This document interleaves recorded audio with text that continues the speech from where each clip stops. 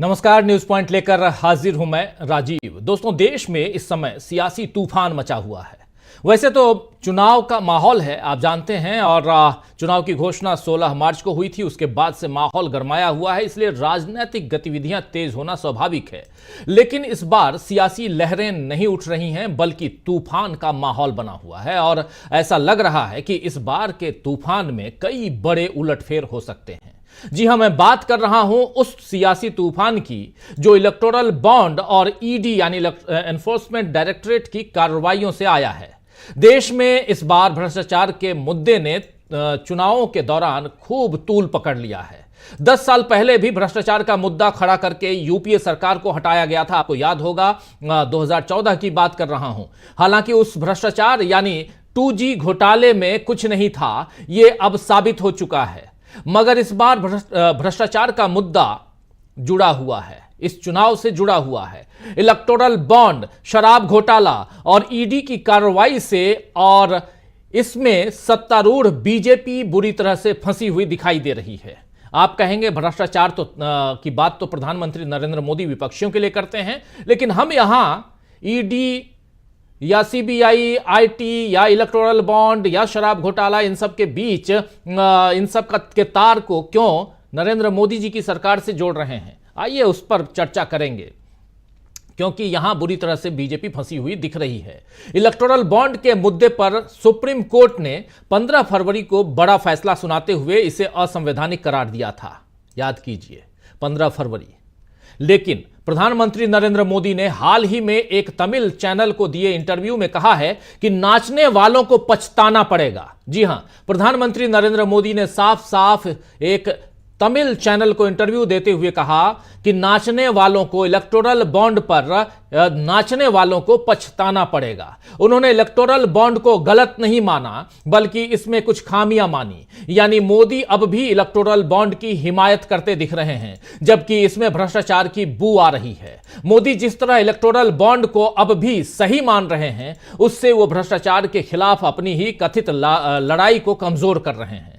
और इसी तरह दिल्ली शराब घोटाला मामले में भी बीजेपी कमजोर पड़ रही है, क्योंकि इसमें फिलहाल आरोप तो आम आदमी पार्टी पर लगे हैं, लेकिन बीजेपी फंसती हुई दिखाई दे रही है, क्योंकि आम आदमी पार्टी के नेता इस घोटाले में भ्रष्टाचार का जिम्मेदार बीजेपी को ठहरा रहे हैं। अरविंद केजरीवाल ने अदालत में बीजेपी पर आरोप लगाए और कल जेल से जमानत पर बाहर आने के बाद संजय सिंह भी बीजेपी पर ही आरोप लगा रहे हैं। शराब घोटाले में ईडी की कार्रवाई पर भी अब सवाल उठ रहे हैं कि वो आरोपियों के खिलाफ अब तक सबूत क्यों नहीं जुटा पाई। ईडी अदालत में आरोपियों का दोष साबित नहीं कर पा रही है, और वहीं पर दूसरी तरफ जिन लोगों पर आरोप लगा रहा है या लगा हुआ है, वे बीजेपी पर इल्जाम लगा रहे हैं। इस पूरे सियासी घटनाक्रम में बीजेपी ही फंसती हुई दिखाई दे रही है। दिल्ली में आम आदमी पार्टी ने बीजेपी के खिलाफ मोर्चा संभाल रखा है, और वहीं राहुल गांधी ने लोकतंत्र की मजबूती के लिए आज एक बार फिर बीजेपी को घेरा है। एक ट्वीट के जरिए राहुल गांधी ने कांग्रेस और बीजेपी के बीच फर्क को बताया है। क्या कुछ कहा है ट्वीट में, जरा देख लीजिए। राहुल गांधी कह रहे हैं कि देश इस वक्त निर्णायक मोड़ पर खड़ा है। हर वर्ग को देश बनाने और देश बिगाड़ने वालों के बीच का फर्क पहचानना होगा। कांग्रेस और इंडिया मतलब युवाओं की पहली नौकरी पक्की, किसानों को एमएसपी की गारंटी, हर गरीब महिला लखपति, श्रमिक को न्यूनतम 400 रुपये प्रतिदिन, जातिगत गिनती और आर्थिक सर्वे, सुरक्षित संविधान और नागरिक के अधिकार। और भाजपा का मतलब क्या है, ये समझा रहे हैं राहुल गांधी कि एक तरफ देश बनाने वाले और दूसरी तरफ देश बिगाड़ने वाले, और वहां पर कांग्रेस और इंडिया का मतलब क्या है वो बता रहे हैं, और भाजपा यानी बीजेपी या भारतीय जनता पार्टी का मतलब क्या है वो बता रहे हैं कि बेरोजगारी पक्की, किसानों का कर्ज का बोझ, किसानों पर कर्ज का बोझ, असुरक्षित और अधिकार विहीन महिलाएं, मजबूर और बेबस मजदूर, वंचितों के साथ भेदभाव और शोषण, तानाशाही और दिखावे का लोकतंत्र। आपका भविष्य आपके हाथों में है, सोचिए, समझिए और सही फैसला कीजिए। यानी वोट देने जाइए तो सोच समझकर जाइए और सही फैसला कीजिए। ये राहुल गांधी कह रहे हैं इस ट्वीट के जरिए। और इसमें दोनों के बीच यानी कांग्रेस और इंडिया और साथ में बीजेपी के बीच के फर्क को यहां बताते हुए राहुल गांधी ट्वीट कर रहे हैं। इस ट्वीट में राहुल ने देश को बिगाड़ने और बनाने वालों के बीच के फर्क को पहचानने को कहा है, क्योंकि देश निर्णायक मोड़ पर खड़ा है। दोस्तों, राहुल गांधी के इस ट्वीट से समझ आता है कि इस बार अगर इंडिया गठबंधन को सत्ता में आने का मौका जनता ने दे दिया तो यह मौका लोकतंत्र को बचाने का भी होगा, और अगर परिणाम यानी रिजल्ट दूसरे पक्ष में आए तो फिर इसका नुकसान लंबे वक्त तक भुगतना पड़ सकता है। तो देश में मचे सियासी तूफान के बीच निर्णायक मोड़ पर खड़ी जनता क्या करेगी, एक बड़ा सवाल है। लेकिन इस बीच मल्लिकार्जुन खड़गे उसी निर्णायक मोड़ पर कुछ अपनी बातें कर रहे हैं। आइए पहले उनको सुनते हैं। मेरा कहना यही है कि मोदी सबको डरा रहे और वो हमेशा भ्रष्टाचार को मैं निकाल दूंगा, भ्रष्टाचारियों को खत्म कर दूंगा। अरे भाई, बहुत से कांग्रेस पार्टी के लोग जिनके ऊपर धब्बा लगा था, आपने धब्बा लगाकर बोला कि ये लोग भ्रष्ट है। टीएमसी के लोगों को कहा ये भ्रष्ट है, आपके लोगों को कहा ये भ्रष्ट है, एनसीपी के लोगों को कहा ये भ्रष्ट है। लेकिन सब भ्रष्टों को उन्होंने लिया। जो भ्रष्टाचार बोलता है 25 लोग लीडरों को उन्होंने लिया, उसमें से 2 लोगों की तो पूरा उनका जो उनके ऊपर एलिगेशंस थे वो खत्म किया। 23 की कार्रवाई चल रही, वो भी खत्म होने में है। भ्रष्टाचारी को लेकर आप हुकूमत करते हो और दूसरों को भ्रष्टाचार बोलते हो। यह शाह के पास एक बहुत बड़ी मशीन है, वो वॉशिंग मशीन बहुत बड़ी है। सब लोग छोटे छोटे खरीदते क्योंकि हमारा परिवार छोटा रहता है, इसीलिए हम छोटे छोटे धोती कपड़े, उनके पास बड़ा वॉशिंग मशीन है क्योंकि खुद कपड़ों के साथ आदमी भी अंदर जाना। तो उसने उस वॉशिंग मशीन में डाल डाल के एक एक को क्लीन करके बाहर ला रहा, और सब अब टिकट भी ले लिए।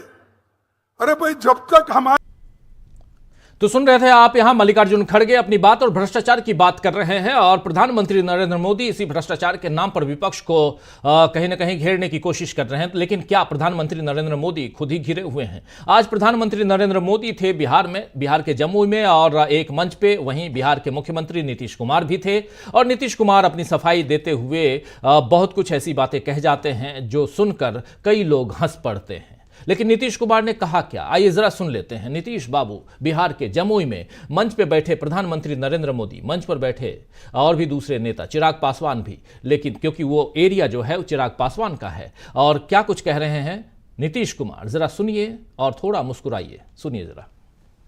अब वो तो झूठ मूठ के बीच में हम एक बार साथ कर लिए थे, आज झूठ मूठ के अपना बात करता है। जो काम हम ही लोगों का है, हम ही लोगों का किया हुआ, तो उसके बाद तो हम देखे गड़बड़ करता है तो फिर छोड़ दिए। अब सब दिन के लिए फिर हम लोग साथ हो गए, अब कभी इधर उधर नहीं होने वाले। तो जो काम किया है 5 से लेकर के आगे तक, और केंद्र सरकार में 10 साल से हैं आदरणीय प्रधानमंत्री जी, अब कितना ज्यादा कर रहे हैं। अब बिहार के लिए भी कितना काम करवा दिए। आप सोच लीजिए, सड़क का काम, पुल का काम, कितना सब काम किया जा रहा है केंद्र सरकार की तरफ से। तो ये सोच लीजिए कि हम लोग राज्य सरकार में काम करते हैं और केंद्र सरकार काम करता है, और हर जगह के लिए काम करते हैं। अब सामने ही ना देख रहे जी कैसा पुल है, ये पहले था, अब आप लोग पीछे ही ना, सामने देखिए ये कब बना। एक एक चीज देख लीजिए कि सब काम हम लोग किए हुए हैं। अब सब तरह का अब कितना ज्यादा होता था, अब आज तक जो करते रहते हैं। अब पहले जब था 5 तक तो हिंदू मुस्लिम का भी झगड़ा होता था, और जब हम लोग आ गए तो हिंदू मुस्लिम का झगड़ा भी खत्म हो गया। इसलिए मुस्लिम समुदाय के लोगों को भी कहेंगे कि भूलिएगा मत, हम लोग जब तक तो फुल एंटरटेनमेंट कर रहे हैं, पूरा एंटरटेनमेंट आप सुन सकते हैं नीतीश बाबू के इस भाषण में। जमुई में आज भाषण दे रहे थे, उसी मंच पर प्रधानमंत्री नरेंद्र मोदी, और नरेंद्र मोदी जी के सामने हिंदू मुस्लिम की बात और वो झगड़ा खत्म हो चुका है ये कहना अपने आप में बहुत मायने रखता है। लेकिन उसके अलावा कुछ दिनों के लिए उधर चले गए थे, अब इधर उधर नहीं जाएंगे, और जो हम किए हैं वो कहता है, ऐसा सब आप सुन रहे थे, यहां रिपीट करने की जरूरत नहीं है। लेकिन इसके मायने क्या हैं इस पर आगे हम चर्चा जरूर करेंगे। और भ्रष्टाचार की बात हम यहां क्यों कर रहे हैं, इसलिए कर रहे हैं क्योंकि चुनाव में भ्रष्टाचार एक बहुत बड़ा मुद्दा बनाकर आगे बढ़ने की कोशिश, परिवारवाद और भ्रष्टाचार, ये दो ऐसे मुद्दे हैं जिसको आगे बढ़ाने की कोशिश में नरेंद्र मोदी। लेकिन क्यों उसी भ्रष्टाचार शब्द के इर्द गिर्द घूमते हुए और उसी जाल में फंसते हुए नरेंद्र मोदी और उनकी पार्टी क्यों नजर आती है, यह चर्चा हम कर रहे हैं। और इसी भ्रष्टाचार पर कल शाम को तिहाड़ जेल से निकले संजय सिंह, आम आदमी पार्टी के नेता ने जो बातें कही हैं बहुत महत्वपूर्ण है और सीधा हमला नरेंद्र मोदी पर किया है। जरा सुन लेते हैं संजय सिंह को। बहुत बढ़िया। मोदी जी क्या कहते हैं? मोदी जी कहते हैं भ्रष्टाचारियों को छोड़ूंगा नहीं, भ्रष्टाचारियों को छोड़ूंगा नहीं, भ्रष्टाचारियों को छोड़ूंगा नहीं। पूरब से लेकर पश्चिम तक, उत्तर से लेकर दक्षिण तक जितने भ्रष्टाचारी हैं सबको भाजपा में शामिल करूंगा। गलत तो नहीं कह रहा भाई? गलत तो नहीं कह रहा? रात में 10 बजे किस जज्बे के साथ हमारा कार्यकर्ता ललकार रहा है, देखो मोदी जी, देखो आके, देखो ये आम आदमी पार्टी के कार्यकर्ता है, देखो देखो ललकार रहा है। ये तुम्हारे बंदर गुड़की से डरेगा, ये तुम्हारी बंदर गुड़की से डरने वाला है। भाजपाइयों की बंदर गुड़की से एक कार्यकर्ता हमारा डरने वाला है।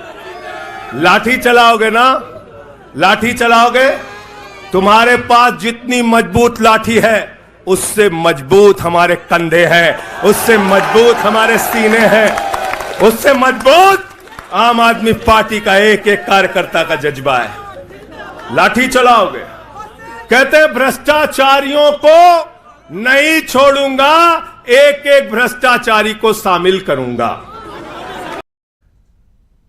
तो कैसे यहां घिरते हुए अपने ही जाल में, बुने हुए जाल में फंसते हुए नरेंद्र मोदी, और लगातार उन्हें भ्रष्टाचार पे विपक्ष घेर रहा है। चाहे वहां प्रधानमंत्री नरेंद्र मोदी अपनी तरफ से भ्रष्टाचार का नाम ले, लेकिन दूसरी तरफ राहुल गांधी हो या केजरीवाल हो, उनकी पार्टी के लोग हों। अभी आप सुन रहे थे संजय सिंह को। और इसी दिल्ली में कुछ और भी नमूने, कुछ और भी एग्जाम्पल आपके सामने रखना चाहता हूं, जिसमें यह है कि कैसे आम आदमी पार्टी या दूसरे दलों के लिए कुछ कैरिकेचर, कुछ ऐसे पोस्टर्स लगाकर इस चुनाव की धज्जियां उड़ाई जा रही हैं। और इसके लिए आज आम आदमी पार्टी के नेता जो हैं वो इलेक्शन कमीशन ऑफ इंडिया के पास जाकर इसकी शिकायत करते हुए नजर आए। उसके बाद में इन लोगों ने जो बातें मीडिया से कही हैं बहुत इंपॉर्टेंट है, सुन लीजिए, फिर चर्चा को आगे बढ़ाते हैं।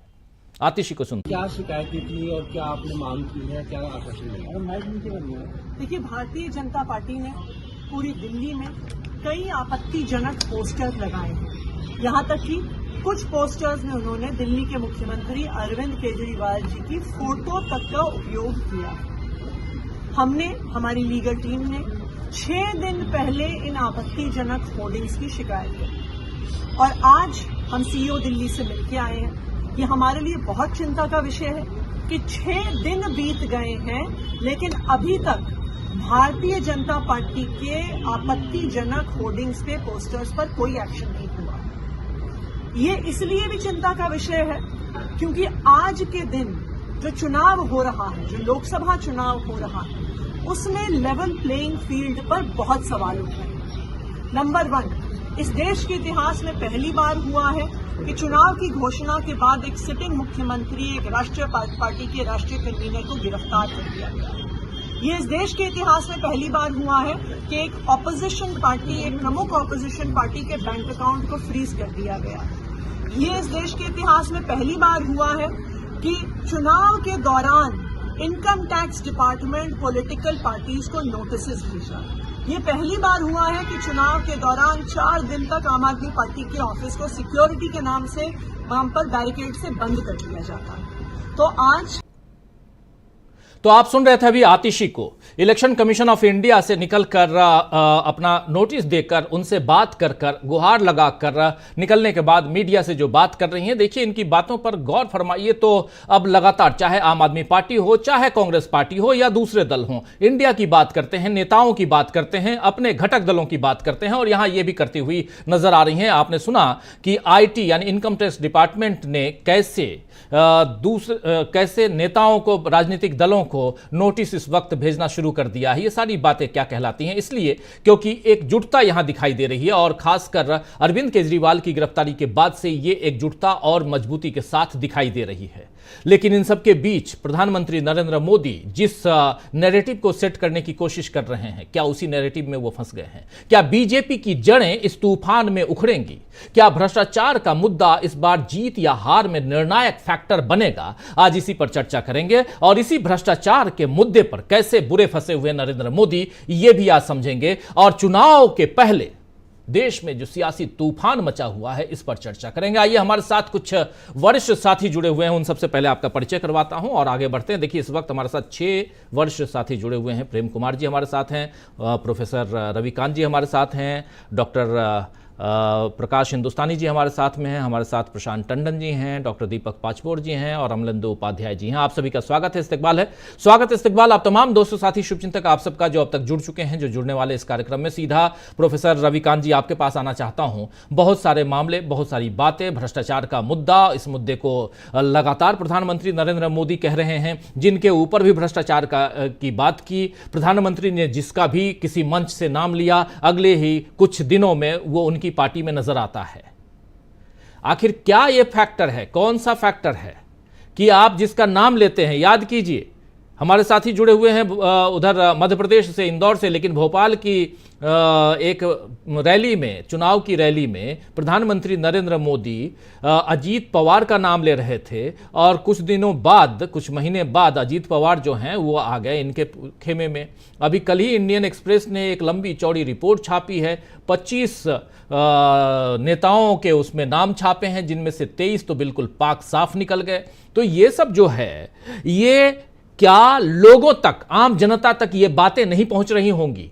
क्या इलेक्टोरल बॉन्ड से लेकर अभी तक जितनी भी घटनाएं घटी हैं, जो कुछ कोर्ट के अंदर हो रहा है, जो कुछ कोर्ट के बाहर हो रहा है, जो सियासी चालबाजियां बाहर चल रही हैं, क्या आम वोटर्स तक ये बातें, प्रोफेसर रविकांत जी, नहीं पहुंच रही हैं? क्योंकि आप तो बच्चों को पढ़ाते भी हैं, आपसे बेहतर कौन जानेगा, समझेगा कि आखिर देश में चल क्या रहा है, आखिरी पंक्ति का आखिरी आदमी सोच क्या रहा इस चुनाव के बारे में।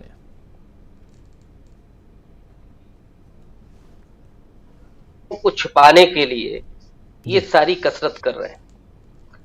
10 साल में आपने क्या काम किया, इलेक्टोरल बॉन्ड में कितना पैसा आया, कहां से आया, वहां से लेकर के नोटबंदी में क्या हुआ, इन तमाम मुद्दों पर और जो आपने वादे किए थे उनका क्या हुआ, इसका जवाब देने के बजाय नरेंद्र मोदी विपक्ष पर ये आरोप चस्पा करने में लगे हुए हैं कि वो भ्रष्टाचारी है और उसके साथ साथ उन तमाम नेताओं को वो अपने साथ जोड़ रहे हैं।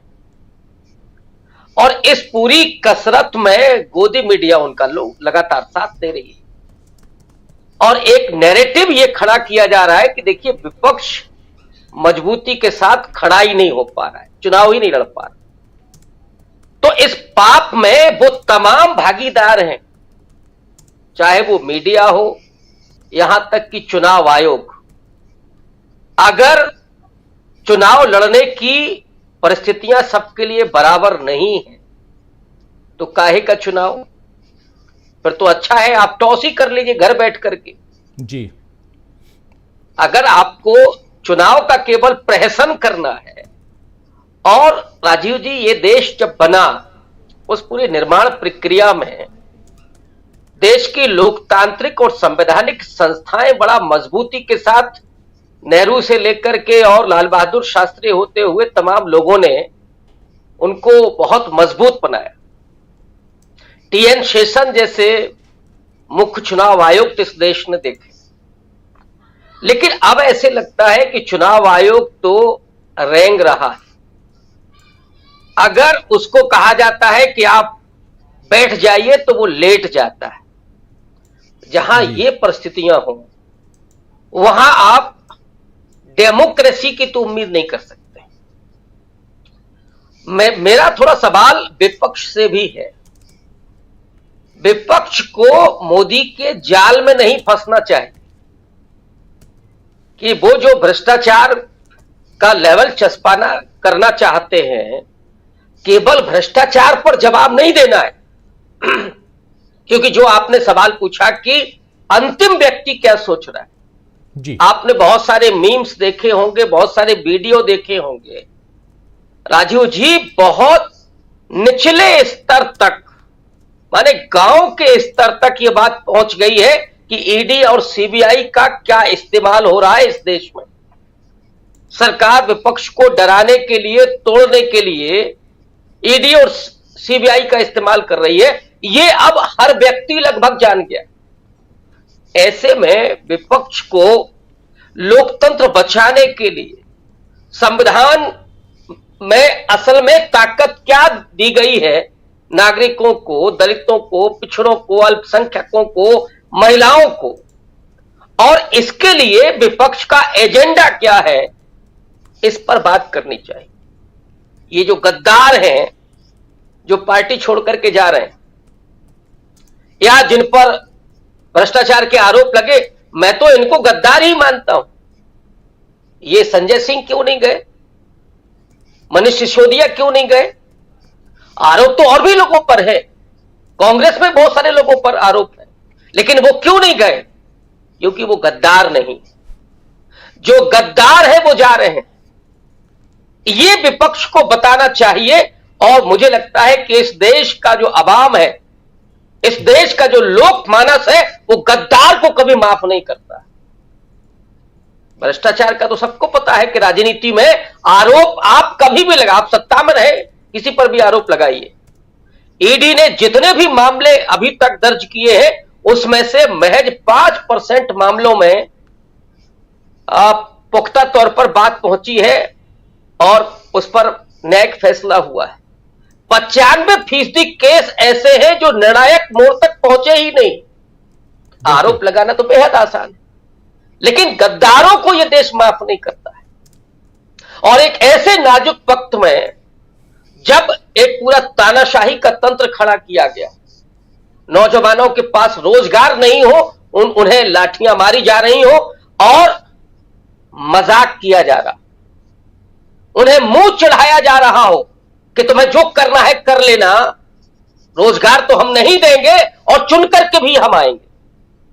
जहां इस तरह का चैलेंज हो, जहां किसानों पर लाठियां बरसाई जा रही हो और शासक दांत निपोड़ करके हंस रहा हो, मुंह चढ़ा रहा हो, उस देश में आप लोकतंत्र की तस्वीर को देखिएगा।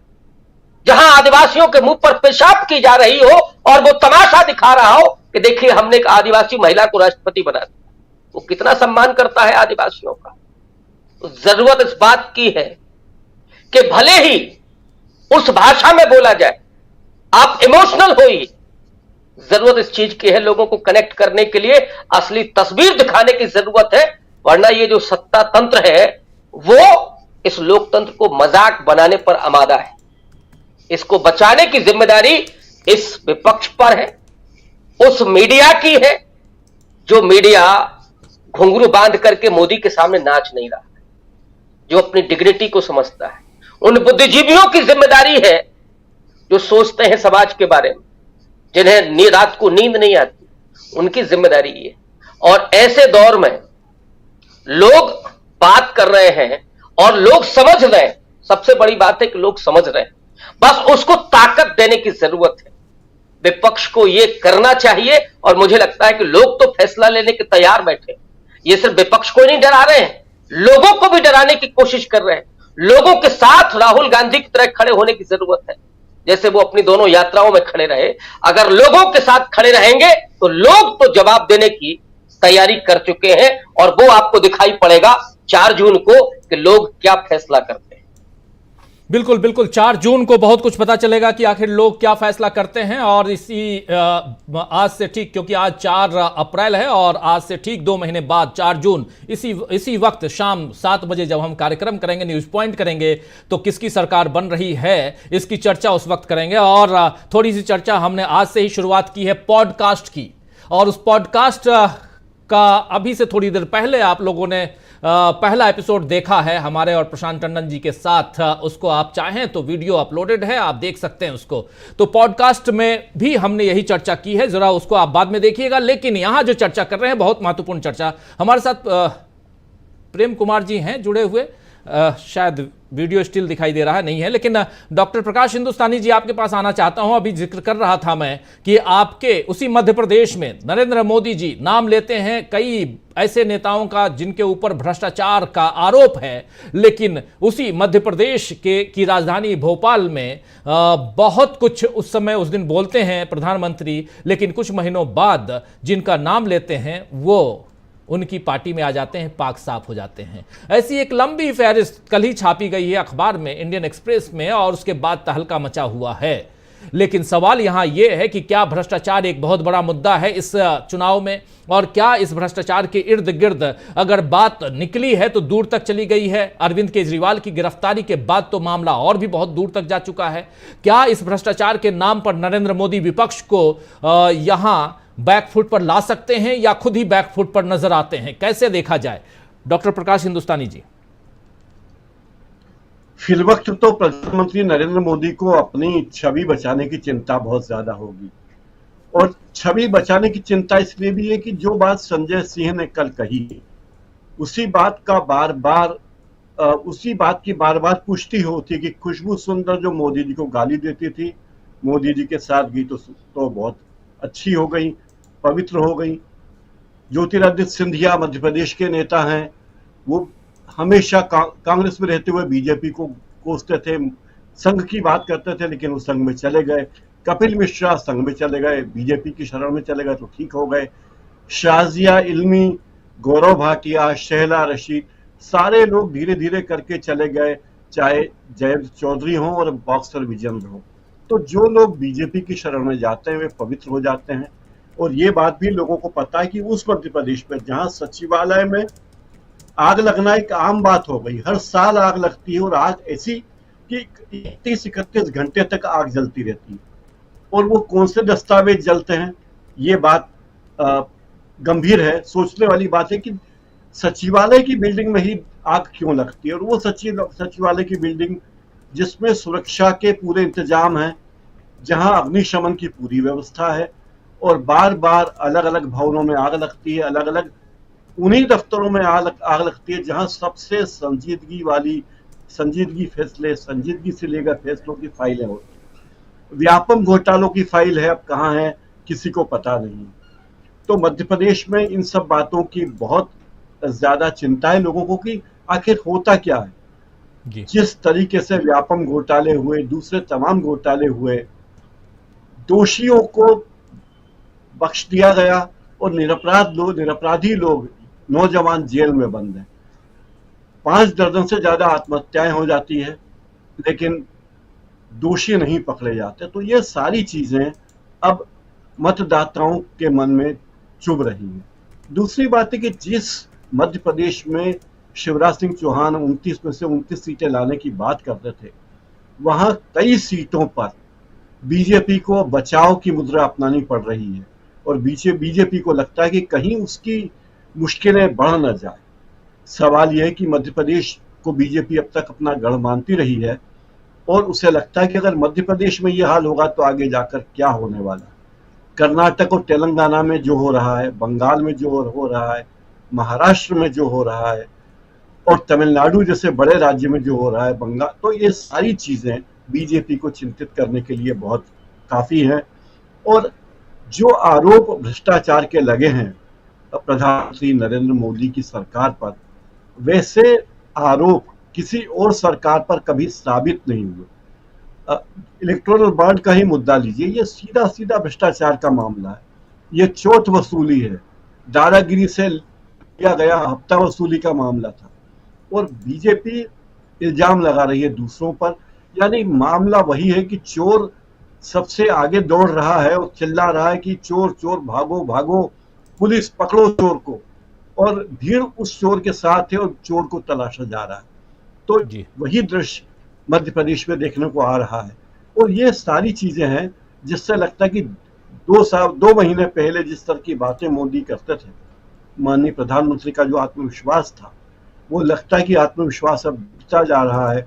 संजय सिंह ने जिस तरह की बातें की जेल से आने के बाद, अरविंद केजरीवाल को जिस तरह से जेल में बंद किया गया, सोरेन को जिस तरह जेल में बंद किया गया, ये तमाम बातें लोगों को लगती है कि जब आप जिनके खिलाफ कोई सबूत नहीं पेश कर पाई ईडी और सीबीआई, उन्हें आप भ्रष्ट कह रहे हो, और जिनके खिलाफ चोट वसूली के सबूत हैं उनके खिलाफ कोई कार्रवाई नहीं हो रही। नड्डा जी पर कोई कार्रवाई नहीं हो रही है, नड्डा जी की जहां से फंड ले रहे हैं उस पर कोई कार्रवाई नहीं हो रही, उस पर चर्चा तक नहीं होने दी जा रही है। तो इन सब बातों से मतदाता बहुत व्यथित है और वो अपना फैसला चुनाव के दिन देगा, इसमें कोई दो मत नहीं। जी बिल्कुल बिल्कुल बिल्कुल, चुनाव के वक्त, और यही तो हम समझने की कोशिश कर रहे हैं कि क्या चुनाव के वक्त मतदाता किस तरफ जाता हुआ दिखाई दे रहा है, रुझान क्या है, रुझानों के अलावा जो मुद्दे हैं उन मुद्दों को मतदाता या वो मुद्दे मतदाताओं को कितना प्रभावित कर पा रहे हैं, ये समझना बहुत जरूरी है। हमारे साथ जुड़े हुए हैं प्रेम कुमार जी। प्रेम कुमार जी, जरा आपसे समझना चाहता हूं कि मुद्दे क्या, जो भ्रष्टाचार का मुद्दा, प्रधानमंत्री नरेंद्र मोदी, 2 बातें लगातार आजकल सुनने में आती हैं, एक परिवारवाद, दूसरा भ्रष्टाचार। और परिवारवाद का जैसे ही परिवार का शब्द का इस्तेमाल करते हैं मोदी जी, इधर से विपक्ष के लोग इतने सारे, इतनी लंबी फहरिस्त सामने रख देते हैं कि देखिए ये भी ये भी ये भी ये भी ये भी ये भी, कितने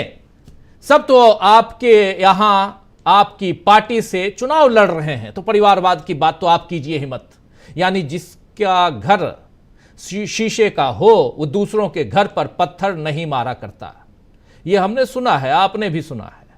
और यहीं पे परिवारवाद ही नहीं, अब फिर भ्रष्टाचार का मुद्दा आइए। भ्रष्टाचार के मुद्दे पे शराब घोटाले को लेके, अरविंद केजरीवाल को लेकर और दूसरे तमाम नेताओं को लेकर जो बातें प्रधानमंत्री नरेंद्र मोदी या उनकी पार्टी के दूसरे नेता जब कर रहे हैं, तो उसी शराब घोटाले में इनके हाथ भी कहीं न कहीं रंगे हुए नजर आते हैं। इसलिए क्योंकि ये हम नहीं कह रहे हैं, संजय सिंह साहब कह रहे थे कल निकलने के बाद कि वो 55 करोड़ रुपए देने वाला कौन था। जब इन मुद्दों की बात हम कर रहे हैं तो यहां समझना चाहता हूं, क्या ये मुद्दे जन जन तक पहुंच रहे हैं? क्या ये मुद्दे चुनाव में प्रभावी साबित हो सकते हैं या हो गए हैं, क्योंकि अब सामने चुनाव है? प्रेम कुमार जी। जी शुक्रिया राजीव जी। निश्चित रूप से भारतीय जनता पार्टी ने और नरेंद्र मोदी जी ने एक मुद्दा बनाने की कोशिश की, परिवारवाद और भ्रष्टाचार, और उन्होंने ऐसा जताया मानो सारा विपक्ष इसलिए इकट्ठा हुआ है चूंकि वो परिवारवादी हैं और चूंकि वो भ्रष्ट हैं। लेकिन जो लगातार घटनाएं घट रही हैं, आप देखेंगे कि अरविंद केजरीवाल जी के खिलाफ जो याचिका थी आज रद्द हो गई अदालत से। आप देखेंगे कि जो आपको इंडियन एक्सप्रेस ने जो कल खबर की थी भ्रष्टाचार को लेके, यानी मीडिया ने भी खबर की, अदालत से भी राहत की बात है। और इसके अलावा पिछले दिनों आईटी का हम लोग देख चुके हैं। आईटी ने कहा था कि चुनाव के समय तक हम कांग्रेस के खिलाफ में वसूली का कार्यक्रम नहीं रखेंगे सुप्रीम कोर्ट में। सुप्रीम कोर्ट ने ईवीएम और वीवीपैट पर भी सुनने की एक तारीख रख दी है।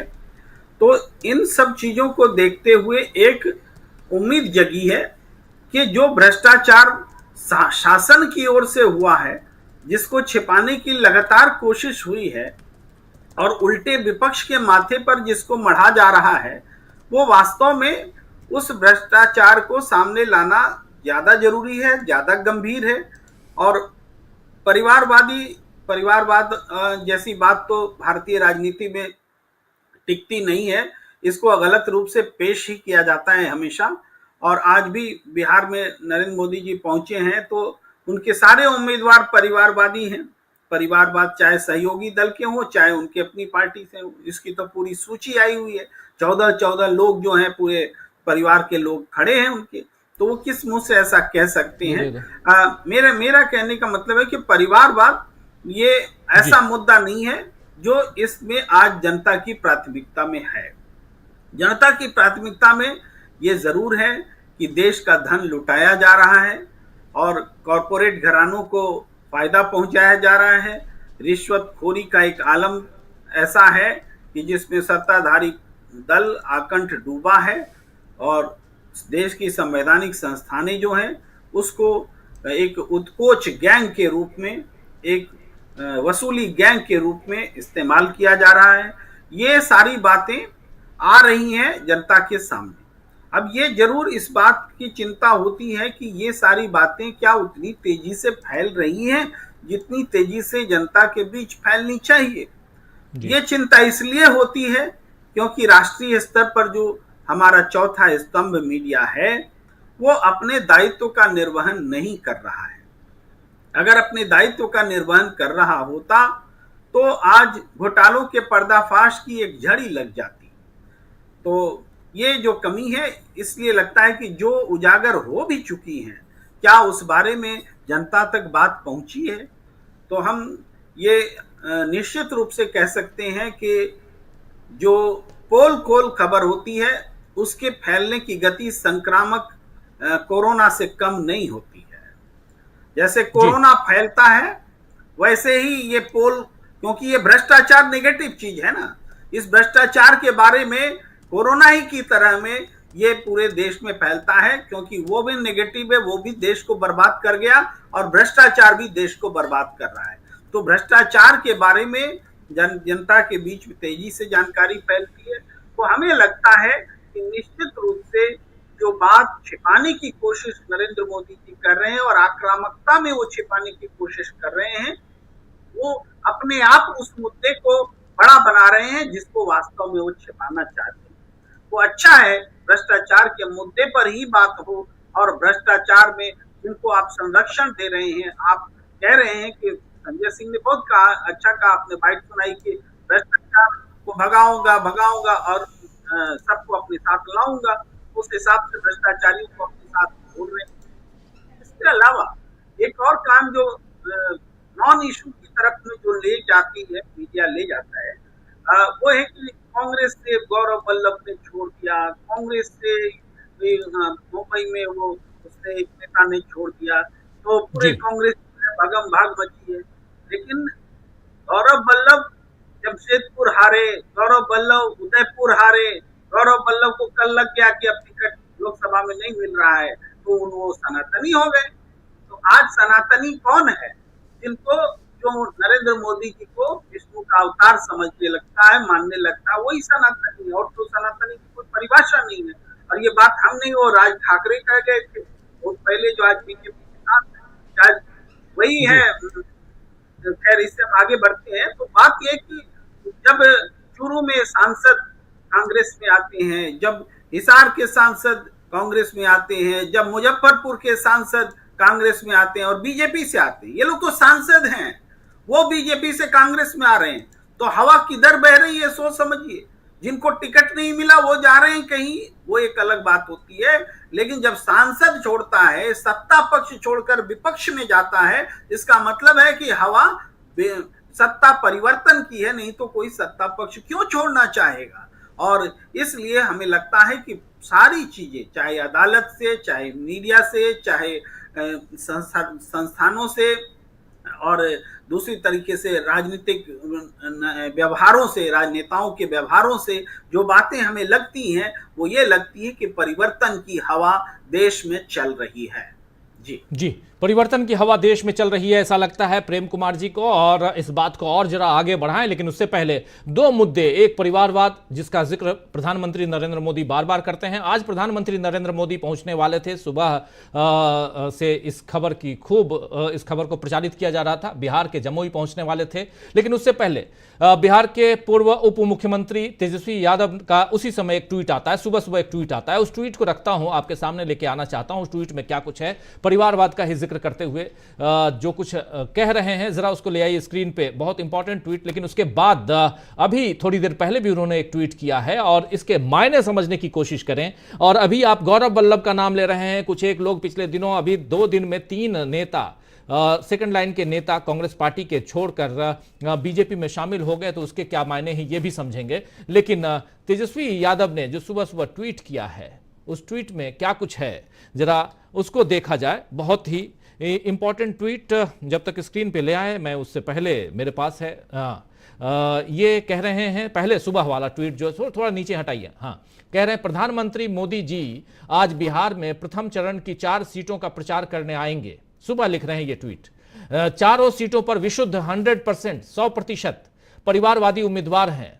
इसमें से 2 कथित क्षेत्रीय परिवारवादी पार्टियों के तथा 2 परिवार देश की सबसे बड़ी परिवारवादी एवं वंशवादी नेताओं से भरी पार्टी बीजेपी के हैं। जमुई से अरुण भारती पूर्व एमएलसी ज्योति पासवान के सुपुत्र एवं पूर्व केंद्रीय मंत्री स्वर्गीय रामविलास पासवान जी के दामाद एवं एलजीपीआर के एमपी व वर्तमान राष्ट्रीय अध्यक्ष के जीजा जी हैं। दूसरा नंबर औरंगाबाद, सुशील कुमार सिंह एमपी हैं, पूर्व एमपी राम नरेश सिंह के बेटे। तीसरा गया से पूर्व सीएम श्री जीतन राम मांझी जी, मंत्री व एमएलसी संतोष सुमन के पिता तथा हिंदुस्तानी आवाम मोर्चा सेकुलर के राष्ट्रीय अध्यक्ष की एमएलए सास ज्योति देवी के समधी।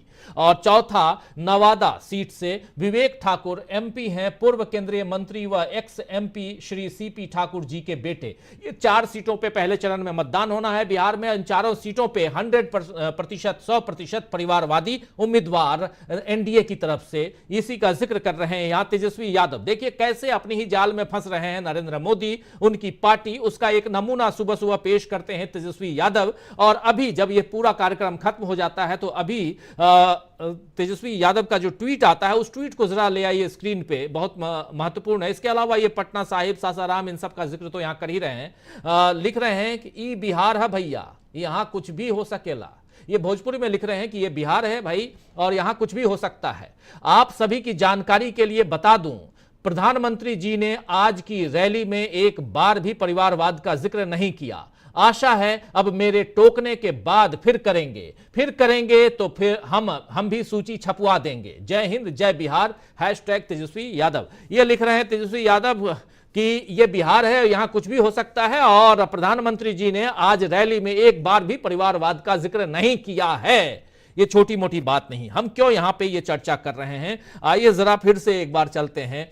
हमारे साथी प्रशांत टंडन जी, आपके पास आना चाहता हूं। प्रशांत जी, ये जिक्र, यहां 2 शब्द हम लेकर जो चर्चा कर रहे हैं, देखिए उसमें से एक शब्द परिवारवाद और दूसरा भ्रष्टाचार, और कैसे अपने ही बुने हुए जाल में नरेंद्र मोदी और उनकी पार्टी इस चुनाव के वक्त फंसे हुए नजर आते हैं। उसका एक छोटा नमूना, सुबह सुबह एक ट्वीट करते हैं तेजस्वी यादव और दोपहर जब जमुई पहुंचते हैं प्रधानमंत्री नरेंद्र मोदी तो एक बार भी परिवारवाद का नाम नहीं लेते हैं। कल को भ्रष्टाचार पर भी ऐसा ही होना है क्या, प्रशांत टंडन जी? लगता है मोदी साहब ने जो है वो ट्वीट पढ़ लिया था और स्पीच को बदला होगा, क्योंकि स्पीच में तो परिवारवाद रहा होगा। तो ये असर हो रहा है राजीव जी कि मोदी साहब जो हैं वो अपनी एक कोई खास लाइन, एक विशेष लाइन नहीं बना पा रहे हैं इस चुनाव में कि वो किस पे करें। भ्रष्टाचार की जहां तक बात है राजीव जी, पूरे देश में, केवल हिंदी बेल्ट में नहीं, पूरे देश की बात कर रहा हूं, वॉशिंग मशीन नाम का शब्द जा चुका है। वो इतना लोकप्रिय हो गया है सोशल मीडिया के जरिए और मीडिया के जरिए कि वो घर घर गांव गांव जा चुका है। और वॉशिंग मशीन अपने आप में एक लोकप्रिय यंत्र है और उससे लोग रिलेट कर रहे हैं बीजेपी को। बीजेपी के पास इस वक्त एक भी ऐसा कोई जुमला नहीं है। प्रधानमंत्री नरेंद्र मोदी को राहुल गांधी के भाषणों पर आश्रित होना पड़ता है कि वो कोई कुछ बोले, उसमें से कुछ वो मतलब निकाले और उसको कोई स्पिन दें। उनके पास अपनी बात नहीं रह गई है और ये बड़ा इम्पोर्टेंट है। इसलिए क्यों इम्पोर्टेंट राजीव जी, इसलिए कह रहा हूँ, मैं गौरव वल्लभ की बात पे भी आऊँगा जी, कि अभी दिल्ली में पूरे हल्ला शोर मचा हुआ है। अरविंद केजरीवाल हिरासत में, तिहाड़ जेल में, रोज उनके मुकदमों की सुनवाई हो रही है। मुकदमों की सुनवाई होती है तो हेडलाइन बनती है मीडिया की, दिन भर लाइव होता है। कल रात संजय सिंह बाहर आ गए, बाहर आते उन्होंने भाषण दे दिया जोरदार, जो सुनाया आपने। उनकी भी कोर्ट की सुनवाई पूरा लाइव टेलीकास्ट सब कुछ होता रहा। मतलब ये कि राजीव जी की दिल्ली से खबरें, हेडलाइन निकल रही है। आज प्रधानमंत्री मोदी बिहार के दौरे पर थे, बंगाल में भी थे। बिहार के दौरे पर प्रधानमंत्री मोदी का जो मीडिया स्पेस उनको मिलना चाहिए था, वो अब नहीं मिल रहा है। तो जो हेडलाइन मैनेजमेंट करते रहे 10 साल से, उस हेडलाइन मैनेजमेंट के वो खुद शिकार हो गए। ये दौर इसलिए इंपॉर्टेंट है राजीव जी कि इस दौर में अभी से 2 सप्ताह के बाद पहली चरण का मतदान होगा। इसी दौर में आपकी इलेक्शन का नैरेटिव, डिबेट, जनता का माइंडसेट सेट होना है। यहां से वो सेट हो रहा है। अब अगर आप इस दौर में पिछड़ गए तो फिर आप पहले चरण के मतदान के बाद उसको कवर नहीं कर पाएंगे जब तक कि कोई बहुत बड़ी कोई घटना ना हो जाए। तो इसलिए मैं कह रहा हूं कि नरेंद्र मोदी साहब या बीजेपी की स्ट्रेटजी जो है इस चुनाव में कामयाब होती नहीं दिख रही है, पहली बात। दूसरी बात, जो बात हम लोग बहुत समय से चर्चा करते रहे कि मोदी साहब अकेले स्टार प्रचारक हैं और इंडिया गठबंधन के पास गैलेक्सी ऑफ लीडर्स है। जब हम आप बात कर रहे हैं तो हम आप आम आदमी की पार्टी की बात कर रहे हैं, राहुल गांधी की बात कर रहे हैं, हम बात कर नरेंद्र मोदी की बात कर रहे हैं। हमको इस बात की चर्चा नहीं है कि ममता बनर्जी लगातार टूर कर रही हैं बंगाल में, उद्धव ठाकरे लगातार टूर कर रहे हैं, रोज इलेक्शन रैली संबोधित कर रहे हैं उद्धव ठाकरे। तमिलनाडु में स्टालिन रोज प्रचार कर रहे हैं।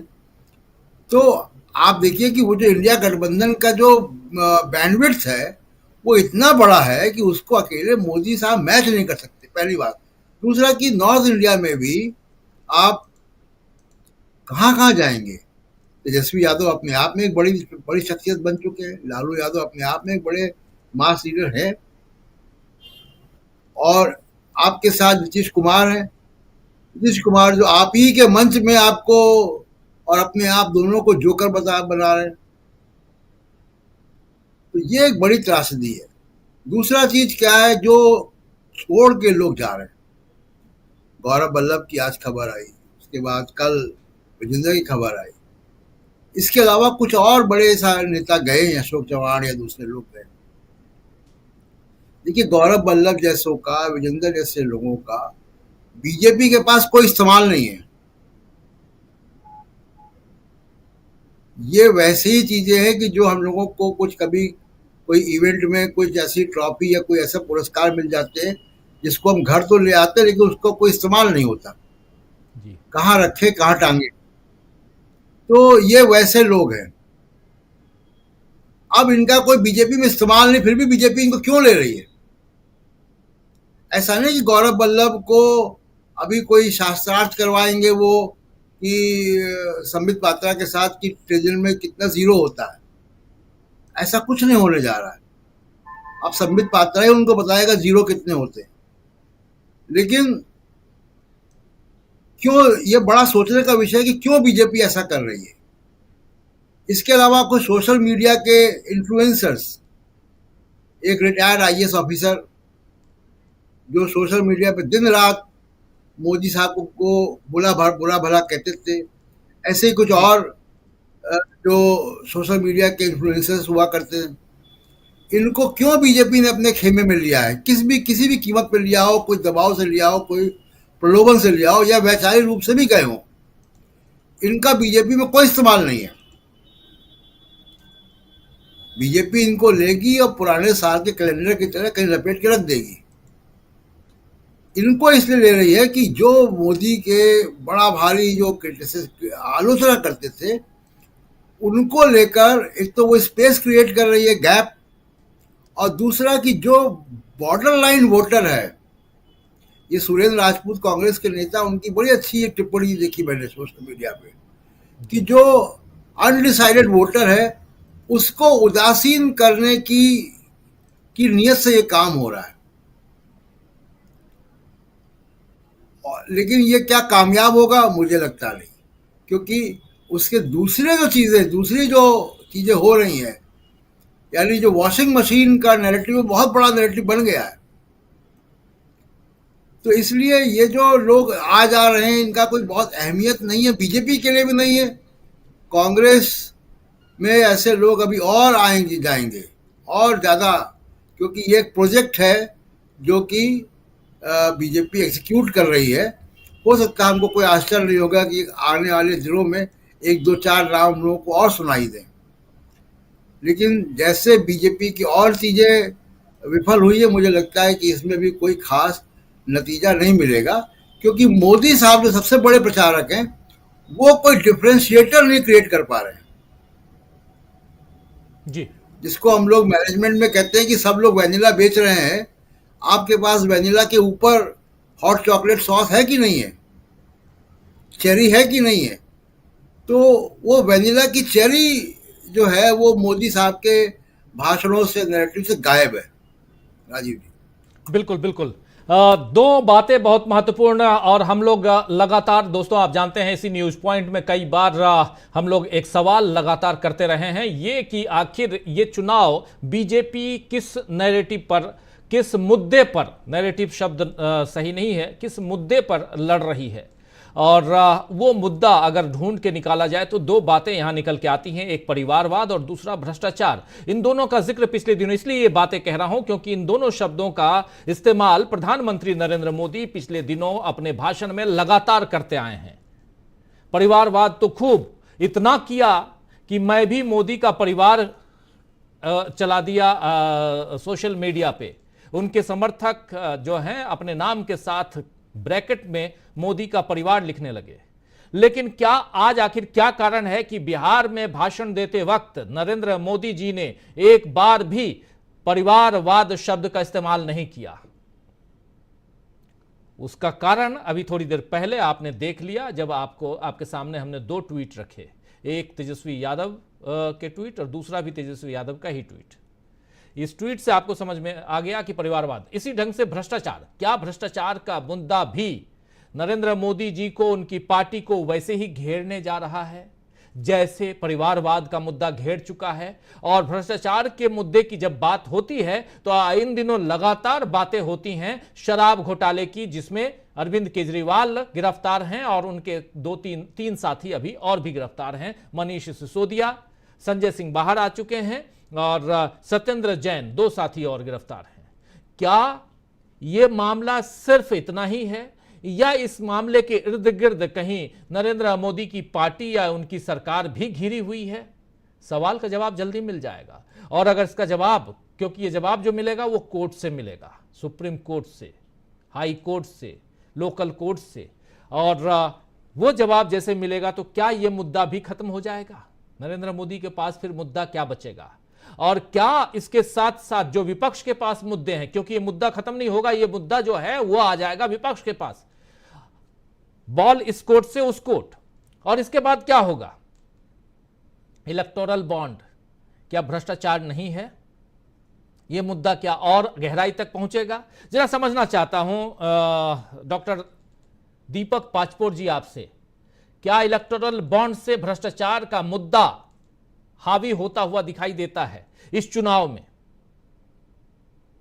जी देखिए, सबसे पहले तो मैं इसकी बात करूं कि बिहार में जो क्यों उन्होंने परिवारवाद की बात नहीं की, क्योंकि उसका कारण ये है कि जिस प्रकार से उनको उनके मोदी जी को पहुंचने के पहले ही एक्सपोज कर दिया गया है कि जिन जिन सीटों पे आप प्रचार करने जा रहे हैं वो तो सबके सब परिवारवादी ही हैं। देखिए, जो ये जो 25 लोगों की जिनकी चर्चा हो रही, जिसकी सूची भी इंडियन एक्सप्रेस से छापी है, इसमें कुछ लोग जो दल बदल कर आए हैं या वॉशिंग मशीन में धुलने आए हैं बीजेपी की, उसमें तो वो कॉम्बिनेशन भी है। जैसे आप देखिए अशोक चौहान परिवारवाद के भी उदाहरण है और साथ साथ में भ्रष्टाचार के भी उदाहरण है। वो उसके बाद आप लीजिए अजीत पवार भी उसी तरह के चरित्र है कि वो दोनों चीजों को पूर्ति कर रहे हैं। एक तरफ परिवारवाद से आए हैं वो भी, और दूसरी तरफ भ्रष्टाचारी भी हैं। तो इस तरीके से अब लगातार जो है परिवारवाद की बात देखिए, परिवारवाद क्या होता है। परिवारवाद का एक बहुत अच्छा उदाहरण जो है आपको देखने को ये मिला कि संजय सिंह छूटने के बाद कहां गए, वो उन अपने साथियों के परिवारों से जाके मिले। ये होता है असली परिवारवाद, कि जो उन्होंने बता दिया कि हमारी बॉन्डिंग अभी भी ऐसी है कि यही लोग हमारे परिवार के लोग हैं। पहले उन्होंने बताया कि आज रात को देखिए 10 बजे मैं जेल से छूटा हूं, फिर भी आम आदमी पार्टी का जो कार्यकर्ता है वो यहाँ पर खड़ा है। ये परिवारवाद है। उसके बाद वो गए अरविंद केजरीवाल की पत्नी से मिले, मनीष सिसोदिया की पत्नी से मिले, और उसके बाद जैन साहब के यहाँ गए। और वहां जाकर मुझे ऐसा लगता है कि हो सकता है इनमें से एक दो लोगों से संजय सिंह शायद बड़े भी होंगे, लेकिन एक तरह से उन्होंने उनके पांव छुए और ये बताने की कोशिश की कि हम लोग सब एक साथ हैं। ये परिवारवाद का एक, जिसको हम कह सकते हैं कि एक बहुत ही अलग तरह का उदाहरण है। अगर परिवार हो तो ऐसा परिवार हो, ना कि ये परिवार हो कि आप तमाम भ्रष्टाचारियों को अपने साथ बुला लें। और जिस प्रकार से आपको याद होगा, शरद जोशी ने एक बहुत अच्छा व्यंग लिखा था बहुत साल पहले, हम भ्रष्टन के भ्रष्ट हमारे, मतलब हम तो हैं ही भ्रष्ट, और जितने भी भ्रष्ट हैं वो सारे भी हमारे हैं। इसी का उदाहरण दे रहे हैं। इलेक्ट्रल बॉन्ड का सारा मामला खुलने दीजिए राजीव जी। मुझे ऐसा लगता है कि उसके बाद भ्रष्टाचार के ऊपर बहुत ज्यादा जो है वो बहुत ज्यादा बोलने की स्थिति में नहीं रहेंगे। देखिए, हम अक्सर बात करते हैं कि मोदी जी अपने उपलब्धियों को क्यों नहीं बताते। आज जब वो इनके साथ बैठे थे, यहाँ के जो बिहार के जो मुख्यमंत्री नीतीश कुमार के साथ, तो नीतीश कुमार बता रहे थे कि हमने बहुत काम किया, केंद्र ने भी बहुत काम किया, हमने ये किया, हमने वो किया। तो मुझे ऐसा लगता है मोदी जी को भी सोचना पड़ा होगा कि आखिर ये किस बात का उल्लेख कर रहे हैं, ऐसा हम लोगों ने क्या काम किया है जिसको बहुत जोर जोर से जो है नीतीश कुमार बता रहे हैं। सही बात तो ये है कि जो बिहार है वो पहले भी उसकी जो आर्थिक स्थिति वो भी लगभग वही है, आज भी वही है। तो मोदी जी को ही सोचना पड़ रहा होगा कि आखिर किन बातों का उल्लेख नीतीश कुमार कर रहे हैं। सही बात है कि उपलब्धियों को बताने के मामले में उनके पास कुछ भी नहीं है। और अभी जो अरविंद केजरीवाल का मामला जो चल रहा है राजीव जी, उसमें ज्यादा जो चर्चा हुई है वो चर्चा इस बात की हुई है कि किस प्रकार से भ्रष्टाचार, ईडी और बीजेपी ये तीनों मिले हैं। तो मुझे ऐसा लगता है कि जैसे जैसे ये प्रक्रिया, कानूनी प्रक्रिया वहां पर चल रही है अरविंद केजरीवाल को लेकर, ये ज्यादा जो नुकसानदेह हो रहा है वो भारतीय जनता पार्टी के अहित में हो रहा है। लगातार वो एक्सपोज हो रही है। पिछले अगर 2-3 दिनों का आप सारा का सारा उनके प्रोसीडिंग देखिए तो उसमें बार बार ये बात हो रही। जैसे मनी ट्रेल के बारे में कहा आतिशी ने कि आप जिस शराब कांड की बात कर रहे हैं, तो मनी ट्रेल तो दिख गया है। मनी ट्रेल जो सारा का सारा पैसा जो है वो पैसा जो भारतीय जनता पार्टी के पास गया है। फिर उन्होंने ये भी कहा कि फिर तो आपको केस जो है जेपी नड्डा के ऊपर भी करना चाहिए कि क्योंकि भारतीय जनता पार्टी ने पैसा रिसीव किया। तो भ्रष्टाचार का मामला जो है वो भी धीरे धीरे मुझे ऐसा लगता है कि वो भी ठंडा होता जाएगा। उसके बाद ये निश्चित रूप से एक बहुत बड़ा सवाल रहेगा उनके पास, भारतीय जनता पार्टी के पास और मोदी के पास, कि आखिर हम कौन से मुद्दे लेकर लोगों के पास जाएं। और पिछले कुछ 3-4-5 दिनों से सबसे पहली बात देखिए, आम आदमी पार्टी के बारे में जितनी भी कोर्ट प्रोसीडिंग्स हुई हैं ये लगातार लोगों तक पहुंच रही है, और भ्रष्टाचार के मामले में भी बातें पहुंचे। इलेक्ट्रल बॉन्ड्स के बारे में जो एक्सपोजर हुआ है भारतीय जनता पार्टी का, वो सब कुछ पहुंचा है। ये भारी संकट में डालने जा रहा है भारतीय जनता पार्टी को। अब असली बात यह है कि आप इन चीजों को किस प्रकार से जाके उसको ट्रांसलेट करते हैं वोटों में। अंतिम बात केवल जो गौरव वल्लभ वाली बात है, गौरव वल्लभ का कहना था कि सनातनी, मतलब एक तरह से बताना चाहते हैं कि मैं सनातनी हूँ और सनातन धर्म को गाली देना मेरी बस की बात नहीं थी। तो भाई आपको तो किसी ने कहा ही नहीं था कि आप गाली गलौज करें, आप स्वेच्छा से आए थे उस काम में, आपका काम भी बड़ा प्रभावशाली था और लोग इस बात की चर्चा भी कर रहे थे। दूसरा, जो संजय निरुपम जो आज एक्सप्लेन कर रहे थे वो भी बड़ा विचित्र किस्म का था। आप देखिए कि वो कह रहे थे कि हर विचार का एक समय होता है और समय के साथ वो विचार जो है वो खत्म हो जाते हैं। उनमें उन्होंने बाकायदे साम्यवाद का पूरा इतिहास बताया कि कैसे 60-70 सालों में, 80 सालों में साम्यवाद जो है वो खत्म हो गया। मुझे ऐसा लगता है कि हास्यास्पद बातें हैं ये। लोग हम इन चीजों के ऊपर बहुत ज्यादा विश्वास नहीं करने जा रहे हैं। ये निश्चित रूप से भारतीय जनता पार्टी के डस्टबिन की तरह उपयोग में लाए जाएंगे, कोने में पड़े रहेंगे। उनका क्या उपयोग होगा ये देखा जाएगा। लेकिन अच्छी बात है ये लोगों तक भी संदेश जाए कि अगर आप भारतीय जनता पार्टी में जा रहे हैं तो आपकी उपयोगिता वहां पर क्या रहेगी ये आप देख सकते हैं। मुझे ऐसा लगता है कि 2-4 हफ्ते भर में और महत्वपूर्ण डेवलपमेंट्स होंगे। बीजेपी और लगातार एक्सपोज हो रही है और उसके सामने सबसे बड़ा संकट विमर्श का होगा कि हम किन बातों को लेकर जनता के पास जाएं। राजीव जी, बिल्कुल बिल्कुल, अगले हफ्ते भर में बहुत कुछ कोर्ट से आने वाला है। सुप्रीम कोर्ट, लोकल कोर्ट या हाई कोर्ट, यानी कि कोर्ट से बहुत कुछ आपके पास पहुंचने वाला है और आप इंतज़ार कीजिए और वो तमाम बातें हम आप तक पहुंचाएंगे। लेकिन इसी दौरान जब हम ये चर्चा कर रहे हैं, इसी दौरान बहुत सारी बातें चल भी रही हैं और जिसमें भ्रष्टाचार, परिवारवाद की बात हम कर रहे हैं और इस चुनाव में कैसे बुरी तरह भ्रष्टाचार के नाम पर नरेंद्र मोदी जी, उनकी सरकार या उनकी पार्टी फंसी हुई है। चुनाव का वक्त है तो पार्टी की बात करें तो ज़्यादा बेहतर है और कैसे सियासी घमासान मचा हुआ इस देश में, इन सब की चर्चा ज़रूरी है। राहुल गांधी की कल वो नॉमिनेशन फाइल करने के लिए वायनाड गए थे, आपने देखा कितनी भीड़ थी, जन सैलाब उमड़ा पड़ा था राहुल गांधी के पक्ष में। और उसके अलावा राहुल गांधी वहां वायनाड में डोर टू डोर कैंपेन करते हुए नजर आए और इधर दिल्ली में आपने देखा कल ही कि कांग्रेस पार्टी के अध्यक्ष भी डोर टू डोर कैंपेन करते हुए नजर आए। और प्रधानमंत्री नरेंद्र मोदी भी एक बहुत इंपॉर्टेंट बात कह रहे थे प्रशांत टंडन जी की, एक तरफ इंडिया गठबंधन, तमाम नेता, चाहे ममता बनर्जी, अखिलेश यादव, उधर नीचे जाएं यानी साउथ में जाएं, तमिलनाडु में डीएमके, हर डीएमके के नेता और वहां के मुख्यमंत्री एमके स्टालिन, ये तमाम नेताओं को आप देखिए, बिहार में देखिए तेजस्वी यादव, सब अपने अपने एरिया को और बहुत मजबूती के साथ वहां पे प्रचार प्रसार में लगे हुए हैं। नरेंद्र मोदी अकेले कितना कर लेंगे?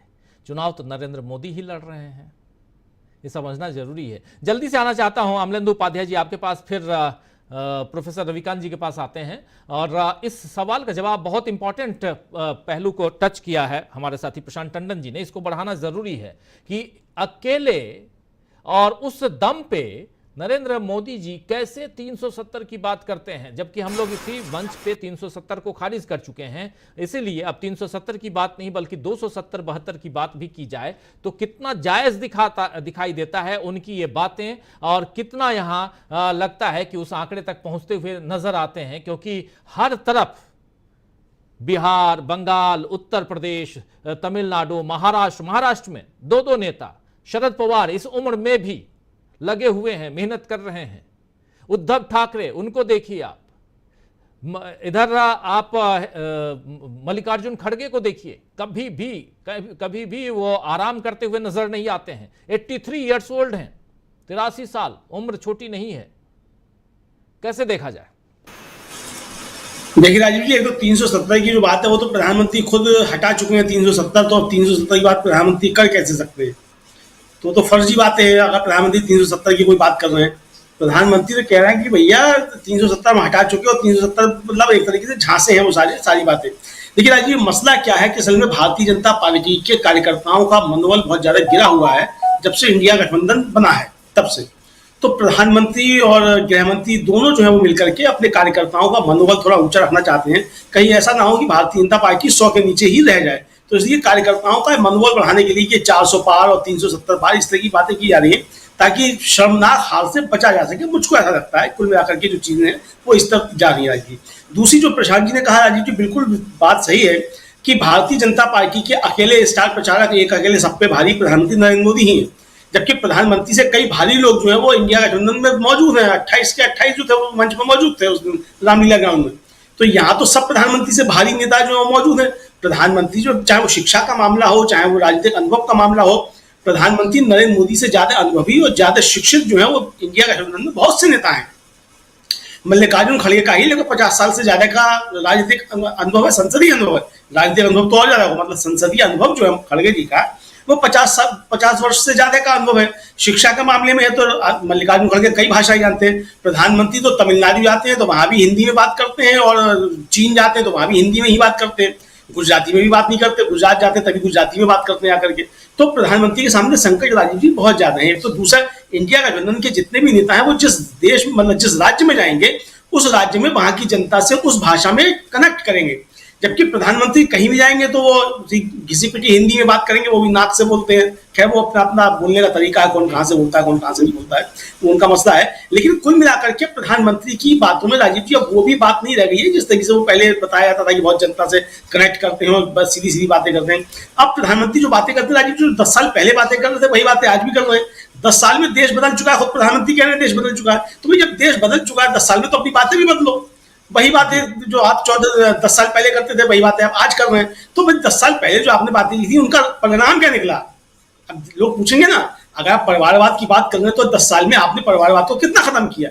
अगर भ्रष्टाचार की आप बात कर रहे हैं तो 10 साल में आपने कितने भ्रष्टाचारी अपने शामिल किए? अब जैसे कल संजय सिंह कह रहे थे कि किसी को नहीं छोड़ूंगा, सबको शामिल करके मानूंगा भारतीय जनता पार्टी में, तो ये प्रधानमंत्री के लिए संकट बढ़ता जा रहा है। प्रधानमंत्री का संकट राजीव जी क्या है? वो भारतीय जनता पार्टी का संकट है, और भारतीय जनता पार्टी के लिए संकट प्रधानमंत्री खुद बन चुके हैं।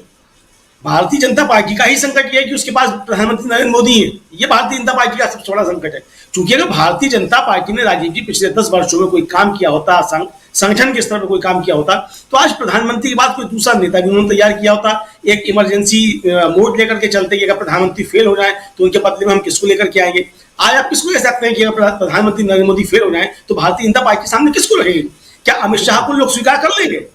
क्या नितिन गडकरी को दूसरे लोग स्वीकार कर लेंगे? क्या राजनाथ सिंह को दूसरे लोग स्वीकार कर लेंगे? तो ये भारतीय जनता पार्टी का बड़ा संकट है कि प्रधानमंत्री नरेंद्र मोदी का विकल्प भारतीय जनता पार्टी के पास नहीं है। ये भी राजीव जी भारतीय जनता पार्टी का बड़ा संकट है। तो संकट भारतीय जनता पार्टी के बढ़ते चले जा रहे हैं, और जिस तरीके से राजीव जी अदालतों से फैसले आ रहे हैं, विपक्ष जिस तरीके से सवाल उठा रहा है, लड़ाई जो है वो राजीव जी सड़कों पर दिखाई पड़ने लगी है। विपक्ष से लड़ने की जो आपने कोशिश की थी और आपने सोचा था कि अपनी एजेंसियों के जरिए आप विपक्ष को डरा लेंगे, धमका लेंगे, विपक्ष जो चौड़े से खड़ा हो गया कि लगा लो अपनी कितनी एजेंसियां लगाओगे, हम दूसरे लड़ाई लड़ने को तैयार हैं। दूसरा, राज्य में देश की जनता भी अभी समझने लगी है कि भारतीय जनता पार्टी इस देश के लोकतंत्र को और इस देश के संविधान को खत्म करना चाहती है। भारतीय जनता पार्टी के कई नेताओं के इस तरीके के बयान आ चुके। अभी हम लोगों ने कल या परसों सुनवाया था कि वो एक और जो वहां की राजस्थान की नेत्री है भारतीय जनता पार्टी की, वो भी कह रही है कि संविधान बदलना है। और राजीव जी आपको याद होगा, ये तो भारतीय जनता पार्टी का पुराना एजेंडा है संविधान बदलने का। अटल वाजपेयी प्रधानमंत्री थे, उस समय भी एक संविधान समीक्षा आयोग बनाया गया था, तो वो भी ये था किसी तरीके से डेमोक्रेसी को खत्म करना है। क्योंकि उस समय सरकार जो चल रही थी एनडीए की, यानी भारतीय जनता पार्टी की, उसमें दूसरे सहयोगी दल भी शामिल थे, तो उस समय संविधान को नष्ट नहीं कर पाए, मनुस्मृति लागू नहीं कर पाए। आज जो कांग्रेस से लोग छोड़ के जा रहे हैं राजीव जी, वो भी वही है जो मनुस्मृति चाहते हैं, तो वो अब जा रहे हैं भारतीय जनता पार्टी में। तो आप समझ सकते हैं कि भारतीय जनता पार्टी जो है वो इस देश के लोकतंत्र संविधान को खत्म करके मनुस्मृति राज यहाँ लागू करना चाहती है। ये उनका एकमात्र एजेंडा है। इंडिया गठबंधन ने बहुत सारी बातें स्पष्ट कर दी। राहुल गांधी ने कह दिया हम आएंगे तो जातिगत जनगणना कराएंगे, ये भारतीय जनता पार्टी के लिए परेशानी का सबब है। तो मुद्दे भारतीय जनता पार्टी के पास नहीं है। भारतीय जनता पार्टी का सबसे बड़ा संकट ये है कि भारतीय जनता पार्टी के गले में प्रधानमंत्री नरेंद्र मोदी बड़ी फांस बन गए हैं। भारतीय जनता पार्टी से ना उन्हें निगलते बन रहा है, ना उलते बन रहा है। भारतीय जनता पार्टी ना अपना कोई दूसरे स्तर का नेतृत्व तैयार कर पाई, ना 543 अपने उम्मीदवार अपने बना पाई। मतलब 10 सालों की प्रधानमंत्री नरेंद्र मोदी की उपलब्धि क्या है कि आप 543 उम्मीदवार जो हैं वो आप संघ परिवार के से निकले हुए कार्यकर्ता आप नहीं निकाल पा रहे। आपको जो है आधे से ज्यादा जो उम्मीदवार है वो दूसरे दलों से लेकर के आने पड़ रहे हैं। तो ये सबसे बड़ा फेल्योर है। अगर आपने 10 सालों में काम किया होता, आपकी पार्टी की नीतियां इतनी अच्छी होती और आपने अपने कार्यकर्ताओं को बढ़ाया होता और पार्टी की नीतियों में दम होता, तो 543 उम्मीदवार आपके पास होते। 543 उम्मीदवार ही आपके पास नहीं है। तो आप जो है वो किराए की जो है कोख से जो है वो आप जो सब जो है करना चाहते हैं, तो होने वाला नहीं है राजीव जी। दूसरे दलों से आए हुए लोग आप उनके बल पे 370 क्या आप 170 नहीं पार पा सकते राजीव। बिल्कुल आप सही कह रहे हैं, बहुत सारी बातें यहाँ और इसकी समीक्षा जरूरी है। और आप याद कीजिए कल जब संजय सिंह जेल से बाहर निकल के आए तिहाड़ से, तो उन्होंने जो भाषण दिया उसमें उन्होंने भाजपा का फुल फॉर्म बता करके भ्रष्टाचार से जोड़ने की उन्होंने कोशिश की। भाजपा में जो बीजेपी जो है बी का को उन्होंने बंगारू लक्ष्मण से जोड़ा, और यहां से उन्होंने कहीं ना कहीं, यानी ये कल से लगातार देख रहे हैं कि भ्रष्टाचार के मुद्दे पर जिस पार्टी ने विपक्षी दलों को घेरने की कोशिश की है, विपक्षी दल पूरी की पूरी तरह से हमलावर है। ये जो ऑफेंसिव, डिफेंसिव नहीं बल्कि ऑफेंसिव बैटिंग वाली जो पोजीशन में अभी विपक्षी दल हैं, उसको कैसे देखा जाए, ये बहुत ही इंपॉर्टेंट पहलू है। आप देखिए क्या ये सोची समझी रणनीति के तहत हो रहा है प्रोफेसर रविकांत जी, कि एक तरफ प्रधानमंत्री नरेंद्र मोदी बिहार पहुंचते नहीं हैं, उससे पहले तेजस्वी यादव परिवारवाद पे ट्वीट करते हैं, एक नहीं 14 कैंडिडेट्स के नाम लिख देते हैं। उसमें जहां तक मुझे ध्यान है 14 या 19 कैंडिडेट, मुझे अगर मेरी टीम बता पाए तो उस ट्वीट में पूरे के पूरे कितने लोग जो हैं वो परिवारवादी हैं उसका जिक्र करते हैं। नरेंद्र मोदी बैकफुट पे आते हैं, परिवार का जिक्र नहीं करते हैं। कल संजय सिंह जैसे ही आते हैं, बंगारू जनता पार्टी नाम देते हैं और भ्रष्टाचार से बोलते हैं। जिसके नाम में भ्रष्टाचार जुड़ा हुआ है वो भ्रष्टाचार की बात हमसे करेगा। और क्या ये दोनों बातों को अगर जोड़ा जाए तो यहां अब इंडिया गठबंधन क्या पूरी तरह से फ्रंट फुट पर, पूरी तरह से ऑफेंसिव रूप में यहां मैदान में है और यहां से चुनाव को अपनी दिशा में इंडिया गठबंधन मोड़ता हुआ नजर आ रहा है? कैसे देखा जाए? देखिए राजीव जी, जो नरेंद्र मोदी लगातार जिन मुद्दों पर बात कर रहे हैं वो बासी हो चुके मुद्दे और एक भी इशू उनका टिका नहीं। इंडिया अलायंस की खासियत यह है कि उसने 10 साल के देश के मिजाज को समझा, लोगों का कंसर्न क्या है, लोगों की समस्याएं क्या है, चुनौतियां क्या है। और इन 10 सालों में जो सबसे ज्यादा नुकसान हुआ इस देश का, नागरिकता बोध लोगों का खत्म किया गया, पूरे समाज को एक आज्ञाकारी समाज में तब्दील करने की कोशिश हो रही है, बेरोजगारी चरम पर है, महंगाई के वजह से लोग त्राहिमाम कर रहे हैं और जो दलित वंचित तबके हैं उनका उत्पीड़न, अपमान, अन्याय लगातार जारी है। किसानों के साथ क्या हो रहा है, तो इन तमाम मुद्दों को जोड़ करके जो इंडिया अलायंस ने अपना पूरा मंसूबा तैयार किया है, पूरा सपना तैयार किया है, मैं समझता हूं कि नरेंद्र मोदी केवल लाठी पीट रहे हैं और इंडिया अलायंस देश को एक एजेंडा दे रहा है, सपने दे रहा है और सपनों को पूरा करने का उसके पास एक रास्ता है, एक रोड मैप है। कैसे करेंगे? पुरानी पेंशन का इतना बड़ा इशू, लाखों कर्मचारियों का जिससे भला होना है, सोशल सिक्योरिटी, और आज की तारीख में कितना बड़ा इशू है सोशल सिक्योरिटी, बुजुर्गों की, जो विकलांग हैं उनकी, महिलाओं के लिए। तो जो न्याय की संकल्पना राहुल गांधी लेकर के आए, 5 न्याय की जो वो बात कर रहे हैं, वो क्या है? एक ऐसे भारत की संकल्पना कि जिसमें वो सो कॉल्ड 5 ट्रिलियन इकोनॉमी नहीं, बल्कि हर व्यक्ति सशक्त हो। देश क्या है, राष्ट्र क्या है? कोई ऐसी संकल्पना नहीं है जो हवा हवाई हो। देश का मतलब है देश के लोग। देश के लोग अगर सशक्त होंगे, मजबूत होंगे, आत्मनिर्भर होंगे, रोजगार शुदा होंगे तो देश तो अपने आप तोड़ेगा। लेकिन मोदी जी एक्चुअली इस समय बिना इंजन की गाड़ी धकेल रहे हैं।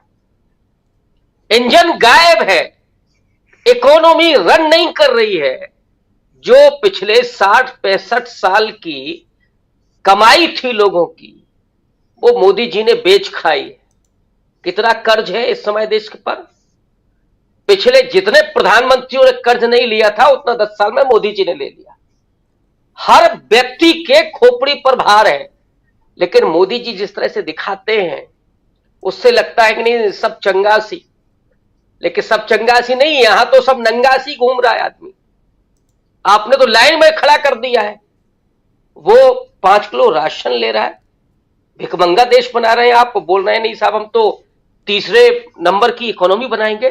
इकोनॉमी किसकी बनाएंगे? अंबानी और अडानी का घर परिवार भरेंगे, उनको धनपति कुबेर बनाएंगे, इसी को आप इकोनॉमी कहते हैं। तो ये जो फर्क है नरेंद्र मोदी की अपनी सोच का और इंडिया अलायंस की सोच का, ये सीधे तौर पर दिखाई पड़ रहा है।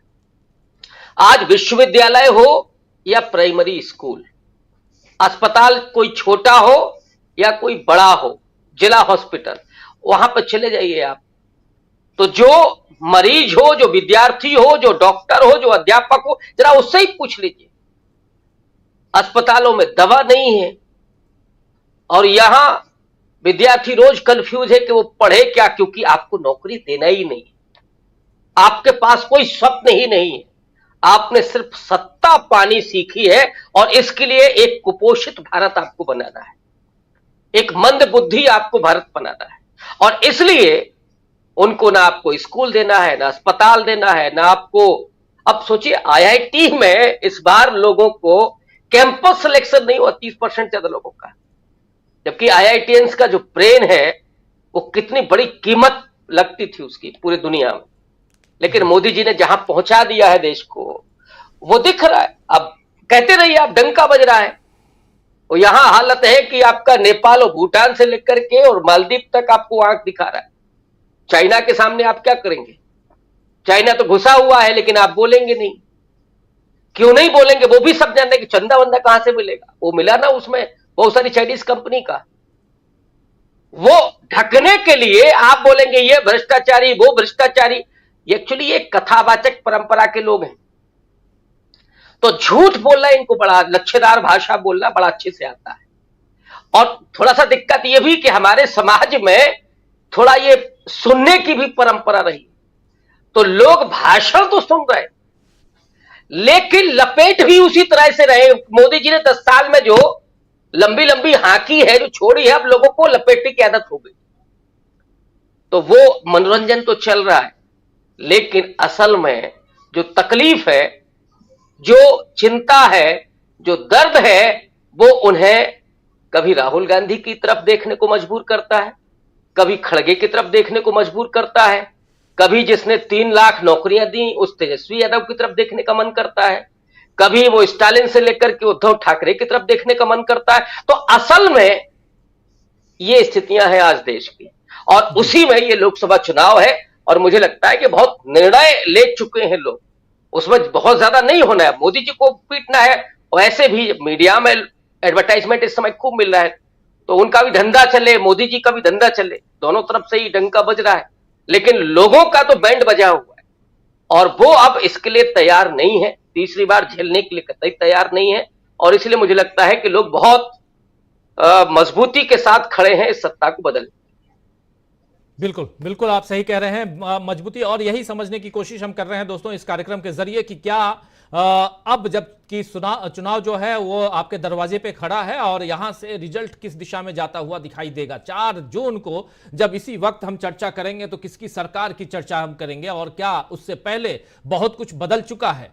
क्या रामलीला मैदान से बहुत कुछ बदल चुका है, या पटना की रैली से बहुत कुछ बदल चुका है? कल ये सवाल आप लोगों से पूछा था, आप लोगों ने जवाब भी दिया था, और बहुत वाजिब जवाब आप लोगों के आए थे। किसी का मत था कि पटना की रैली से, किसी का मत था कि मुंबई के शिवाजी पार्क से सब कुछ बदल चुका है, किसी का कहना था कि इलेक्टोरल बॉन्ड ने सब कुछ बदल दिया।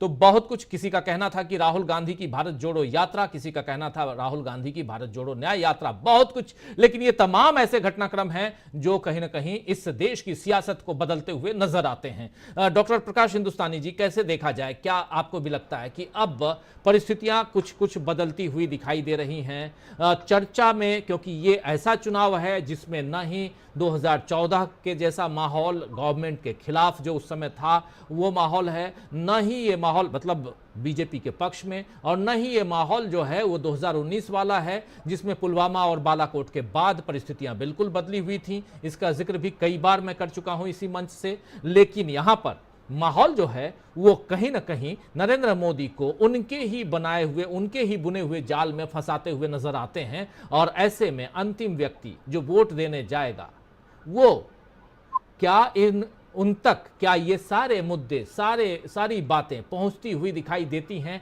या एक मीडिया का एक धड़ा जो अभी तक जिन बातों का, जिन राग में वो बातें अलापते हुए नजर आते हैं, मीडिया के जो दूसरे धड़े के लोग, वही वहां तक पहुंचता है? क्या कुछ, क्योंकि आप भी बहुत लोगों से मिलते हैं, जुलते हैं, इसलिए भी समझना चाहता हूं आपसे कि क्या कुछ देख रहे हैं आप?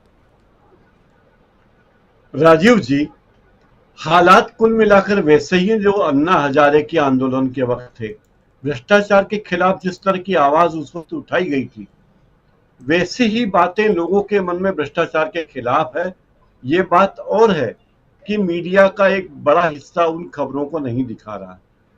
जिस भ्रष्टाचार की बात आप और हम करते हैं वो बात अब घर घर में है। हर व्यक्ति जानता है कि कौन भ्रष्ट है, कौन भ्रष्ट नहीं है, कौन सत्ता का दुरुपयोग कर रहा है, और कौन सरकारी संस्थाओं और माध्यम को अपनी जेब में रखे हुए है। लोगों को, खास करके भारत के मतदाताओं को आप कमतर ना आके, कोई भी कमतर ना आके, क्योंकि मतदाताओं की निगाह से कोई चीज छुपी हुई नहीं है, और वे जानते हैं कि भ्रष्टाचार किस तरह से हो रहा है। ये बात मैंने लोगों को करते देखा, उनके मुंह से सुना कि इस वक्त हम सर्वकालिक सबसे भ्रष्ट सरकार के राज में जी रहे हैं। न केवल केंद्र सरकार पर भ्रष्टाचार के आरोप है, बल्कि जिन राज्यों में बीजेपी की सरकारें हैं वहां भ्रष्टाचार के अलावा जितनी दबंगाई, जितनी गुंडागर्दी लोगों को अभी देखने को मिल रही, कहीं विधायक का बेटा किसी से मारपीट कर रहा है, कहीं मंत्री पुत्र लोगों को पीट रहा है बिना बात के, और जिस तरह से भ्रष्टाचार के बिना, पैसे के लेन देन के बिना कोई काम सरकारों में नहीं हो रहा है, उससे लोगों को लगता है कि हम कहाँ पहुंच गए हैं और लोगों में बदलाव की भूख नजर आती है। मैं मध्य प्रदेश की बात करूं कि जिस मध्य प्रदेश ने पिछले चुनाव में, विधानसभा चुनाव में कांग्रेस की सरकार थी 2018 में, लेकिन 2019 के लोकसभा चुनाव में मध्य प्रदेश में 29 में से 28 सीटों पर बीजेपी आई थी। अब ऐसा कुछ भी होने वाला नहीं है। भले ही मध्य प्रदेश में बीजेपी की सरकार हो, लेकिन बीजेपी के सरकार होते हुए भारतीय जनता पार्टी को मध्य प्रदेश में अपनी सीटों के लिए संघर्ष करना पड़ रहा है, क्योंकि बीजेपी की सरकारें लोगों के सामने बहुत एक्सपोज हो गई है और मतदाता जान चुका है कि उसके वोट में वो ताकत है कि वो इस भ्रष्टाचार को खत्म कर सकता है। तो यही है वो बात, और जिस बात पर राहुल गांधी बार बार ध्यान दिला रहे हैं, इंडिया गठबंधन के नेता तत्काल बार बार ध्यान दिला रहे हैं कि भ्रष्टाचार कितना गंभीर मुद्दा है, और ये ऐसा मुद्दा है जिससे हर व्यक्ति हर दिन रूबरू हो रहा है। इंदौर से दिल्ली या मुंबई जाना हो तो होली के वक्त रेल का टिकट करीब 5,000 रुपए का था, सेकंड एसी का। आप अंदाज लगाइए हवाई जहाज के टिकट और रेल के टिकट में इतना कम अंतर क्यों? क्योंकि सारी ट्रेनें जो है वो प्रीमियम पे चल रही हैं, ट्रेनों का किराया बदलने वाला है, हर वक्त बदलता रहता है। तो जो सरकार बेईमानी करने पे उतारू, और जो सरकार, लोग अभी भी कह रहे हैं कि जो रेलवे जन समर्थन देकर उन्होंने गलती की, अब उनके पास मौका है कि वो इस गलती को सुधार सकते हैं।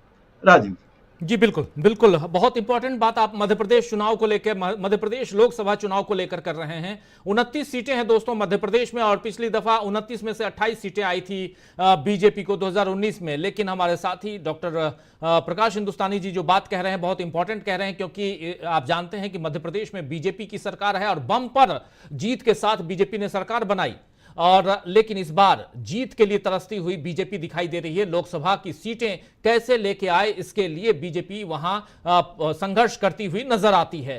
तो कारण क्या है ये आप समझ सकते हैं। बहुत सारे मुद्दे, जैसे धीरे धीरे ये चुनाव आगे बढ़ेगा उन मुद्दों का जिक्र सामने आएगा, उस पर हम चर्चा करेंगे। क्लोजिंग कमेंट के लिए सीधा आना चाहता हूं प्रशांत टंडन जी आपके पास। कैसे देखा जाए, बहुत कुछ हम चर्चा कर चुके हैं, लेकिन इन सब के बीच नरेंद्र मोदी जो हैं वो घिरे हुए नजर आते हैं, और अकेले इस चुनाव में, तमाम चुनावों में अभी तक 2014 से लेकर अभी तक हम लोग देखते हैं कि नरेंद्र मोदी के नाम पर बीजेपी चुनाव लड़ती आई है। लेकिन कई बार ऐसा भी होता है कि नरेंद्र मोदी जी को खुद ही मुंह की खानी पड़ती है। उसमें से एक बहुत बड़ा चुनाव आपने देखा, कर्नाटक का विधानसभा चुनाव बहुत नजदीक से आपने देखा था। जिन मुद्दों को उन्होंने उठाया उन्हीं मुद्दों पे बीजेपी घिर गई, चाहे वो बजरंग बली का मुद्दा हो, चाहे वो वहां पर अमूल दूध का मुद्दा हो।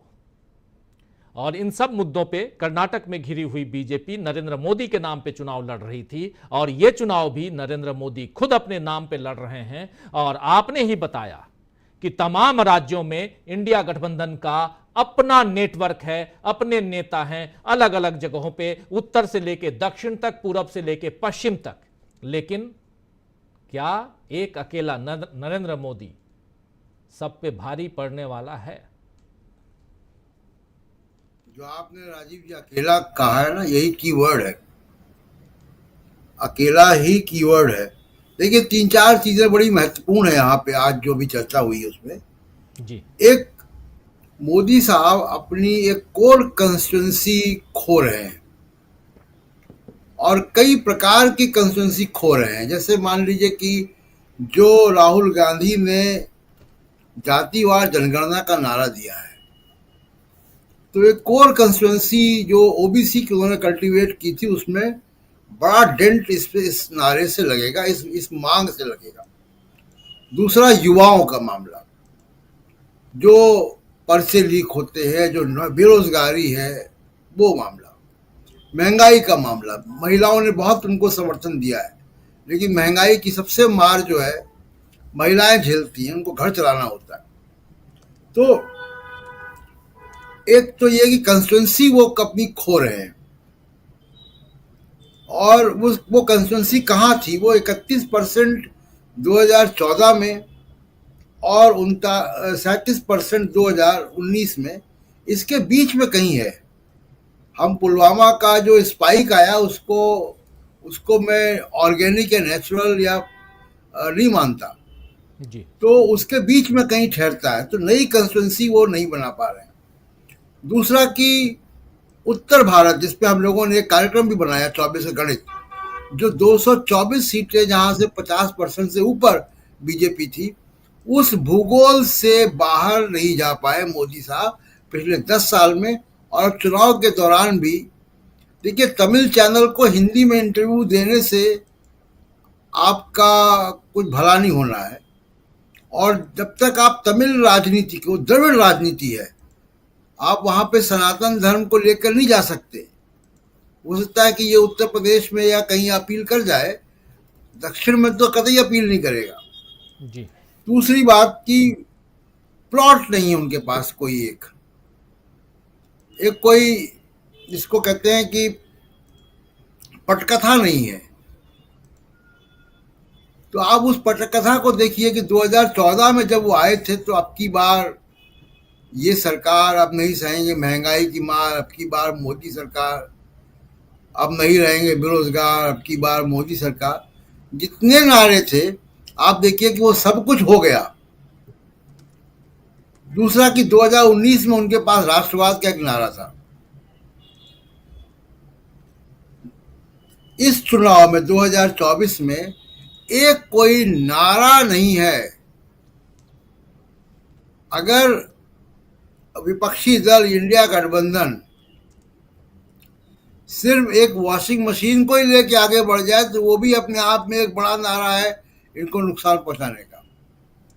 जी। फिर जिन चीजों को वो लेके चल रहे हैं, किसानों की कंस्टिट्यूंसी वो खो चुके हैं, काफी उसमें डेंट आ गया है। जाट की कंस्टिट्यूंसी वो खो चुके हैं, उसमें बड़ा डेंट आया है। जिस तरीके से वो पहलवान लड़कियां जंतर मंतर में बैठी और उनके साथ जो सलूक हुआ, और तो तमाम सारी कंस्टिट्यूंसीज जो है वो खो चुके हैं। और उसके बाद एक नारा क्वाइन अभी तक नहीं कर पाए वो, कि विपक्ष को वो कहाँ घेरेंगे।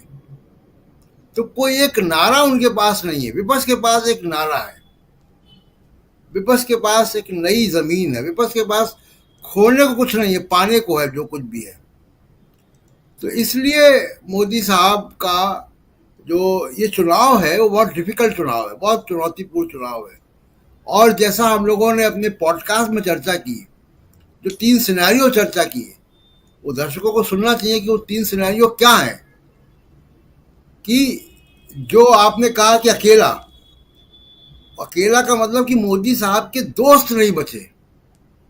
शिवसेना छोड़ गया, अकाली दल छोड़ गया, बीजेडी दोस्त बनने को तैयार नहीं, तेलुगु देशम मुश्किल से बना और शर्तें लागू करा के बना जी। वो भी, उसमें भी वॉशिंग मशीन का एक रोल है।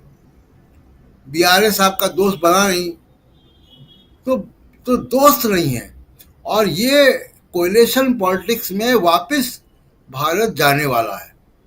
एक साइकिल है भारत की डेमोक्रेसी में, सिंगल गवर्नमेंट कोएलिशन।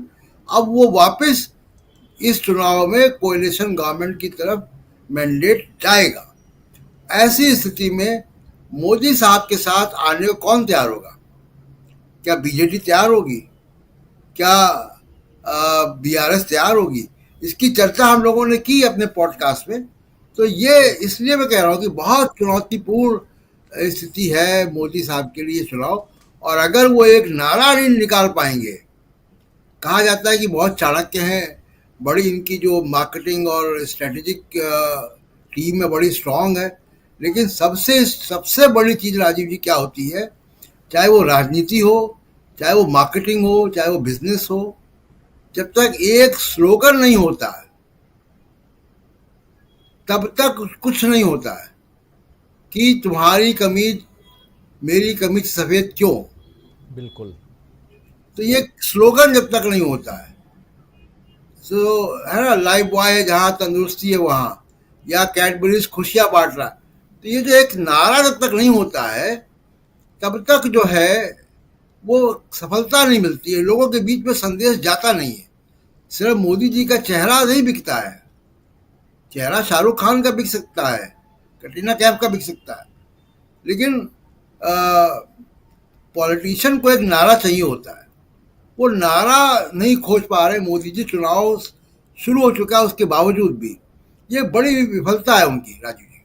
बिल्कुल बिल्कुल, एक विफलता। चुनाव का वक्त सामने है, आज 4 तारीख है और इसी महीने की 19 तारीख को आप जानते हैं कि पहले फेज का मतदान है, इसके बाद दूसरा फेज इसी महीने 26 तारीख को होना है और ऐसे चुनाव आगे बढ़ेगा और 4 जून को इसका रिजल्ट आएगा, परिणाम सामने आएगा और 4 जून की शाम को, जैसे शुरुआत से हम कह रहे हैं कि क्या होगा इस पर चर्चा तो हम करेंगे, लेकिन उससे पहले अभी बहुत कुछ चर्चा बाकी है और बहुत अलग अलग राज्यों से आप तक बहुत सारी खबरें पहुंचाना बाकी है। हमारी टीम और मैं खुद, हमारे साथी खुद, हम सब अलग अलग राज्यों से आप तक पहुंचाएंगे वो तमाम खबरें, वो तमाम बातें जो ग्राउंड से जुड़ी हुई हैं, यानी ग्राउंड रिपोर्ट, इस चुनाव में कौन क्या सोच रहा है, ताकि चुनाव को और नजदीक से हम और आप मिलकर जान पाएं, समझ पाएं। तो ये तो हम आप तक पहुंचाएंगे ही, और साथ साथ लेकिन क्या मुद्दे जो हैं, अभी भी मुद्दों की तलाश में भटक रहे हैं नरेंद्र मोदी, लेकिन एक अकेला सब पर भारी तो नरेंद्र मोदी ने कह दिया था। क्या अकेले अपनी पार्टी में भारी पड़ते हुए नजर आ रहे हैं नरेंद्र मोदी? ये भी एक बड़ा सवाल है और इसका जवाब भी 4 जून को ही मिलेगा। तो आज इस कार्यक्रम को समाप्त करने की इजाजत चाहता हूं। बहुत बहुत शुक्रिया अदा करता हूं प्रशांत टंडन जी आपका, डॉक्टर प्रकाश हिंदुस्तानी जी आपका, डॉक्टर दीपक पाचपुर जी आपका, अमलेंदु उपाध्याय जी आपका, बहुत शुक्रिया। और शुक्रिया हमारे 2 साथी और थे, प्रोफेसर रविकांत जी और प्रेम कुमार जी, आप सबका बहुत बहुत शुक्रिया। आप तमाम साथी जो हमारे साथ बने हुए हैं, आप सबका भी तहे दिल से शुक्रिया अदा करता हूं। दिलीप बारिक हमारे साथ हैं, हमारे साथ एके हैं, हमारे साथ दयानंद परब साहब हैं, हमारे साथ मोहम्मद आफ्ताब आलम अंसारी साहब हैं। लिख रहे हैं सरकार कांग्रेस का बनेगा 4